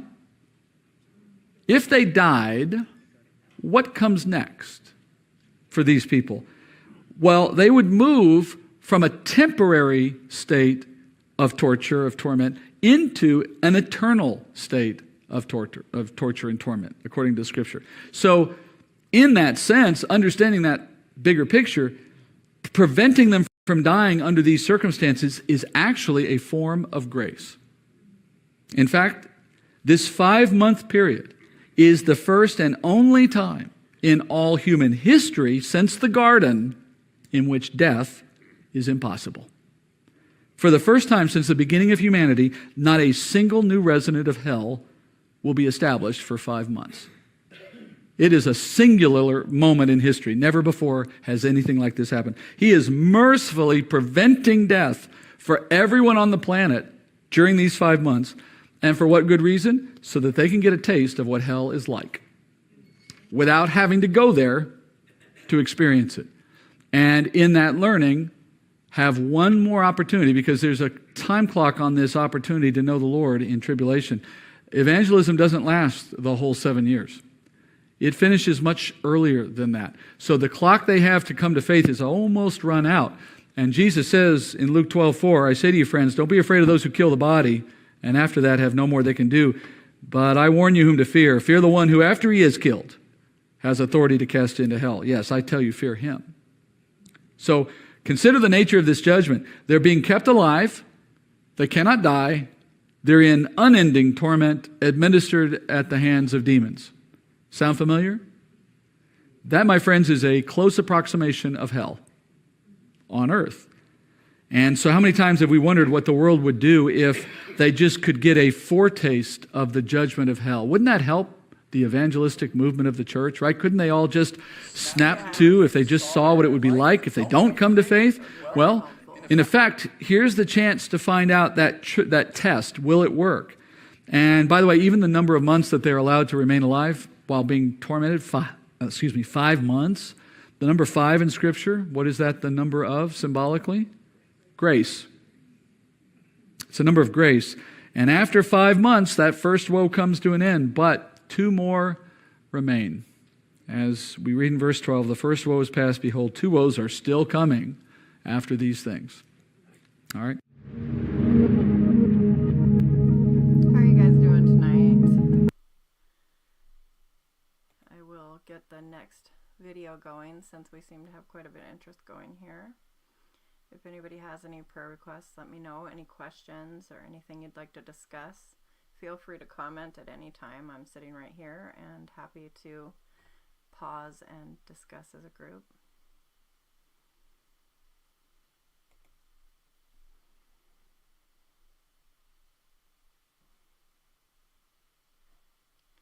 We'll get this one going.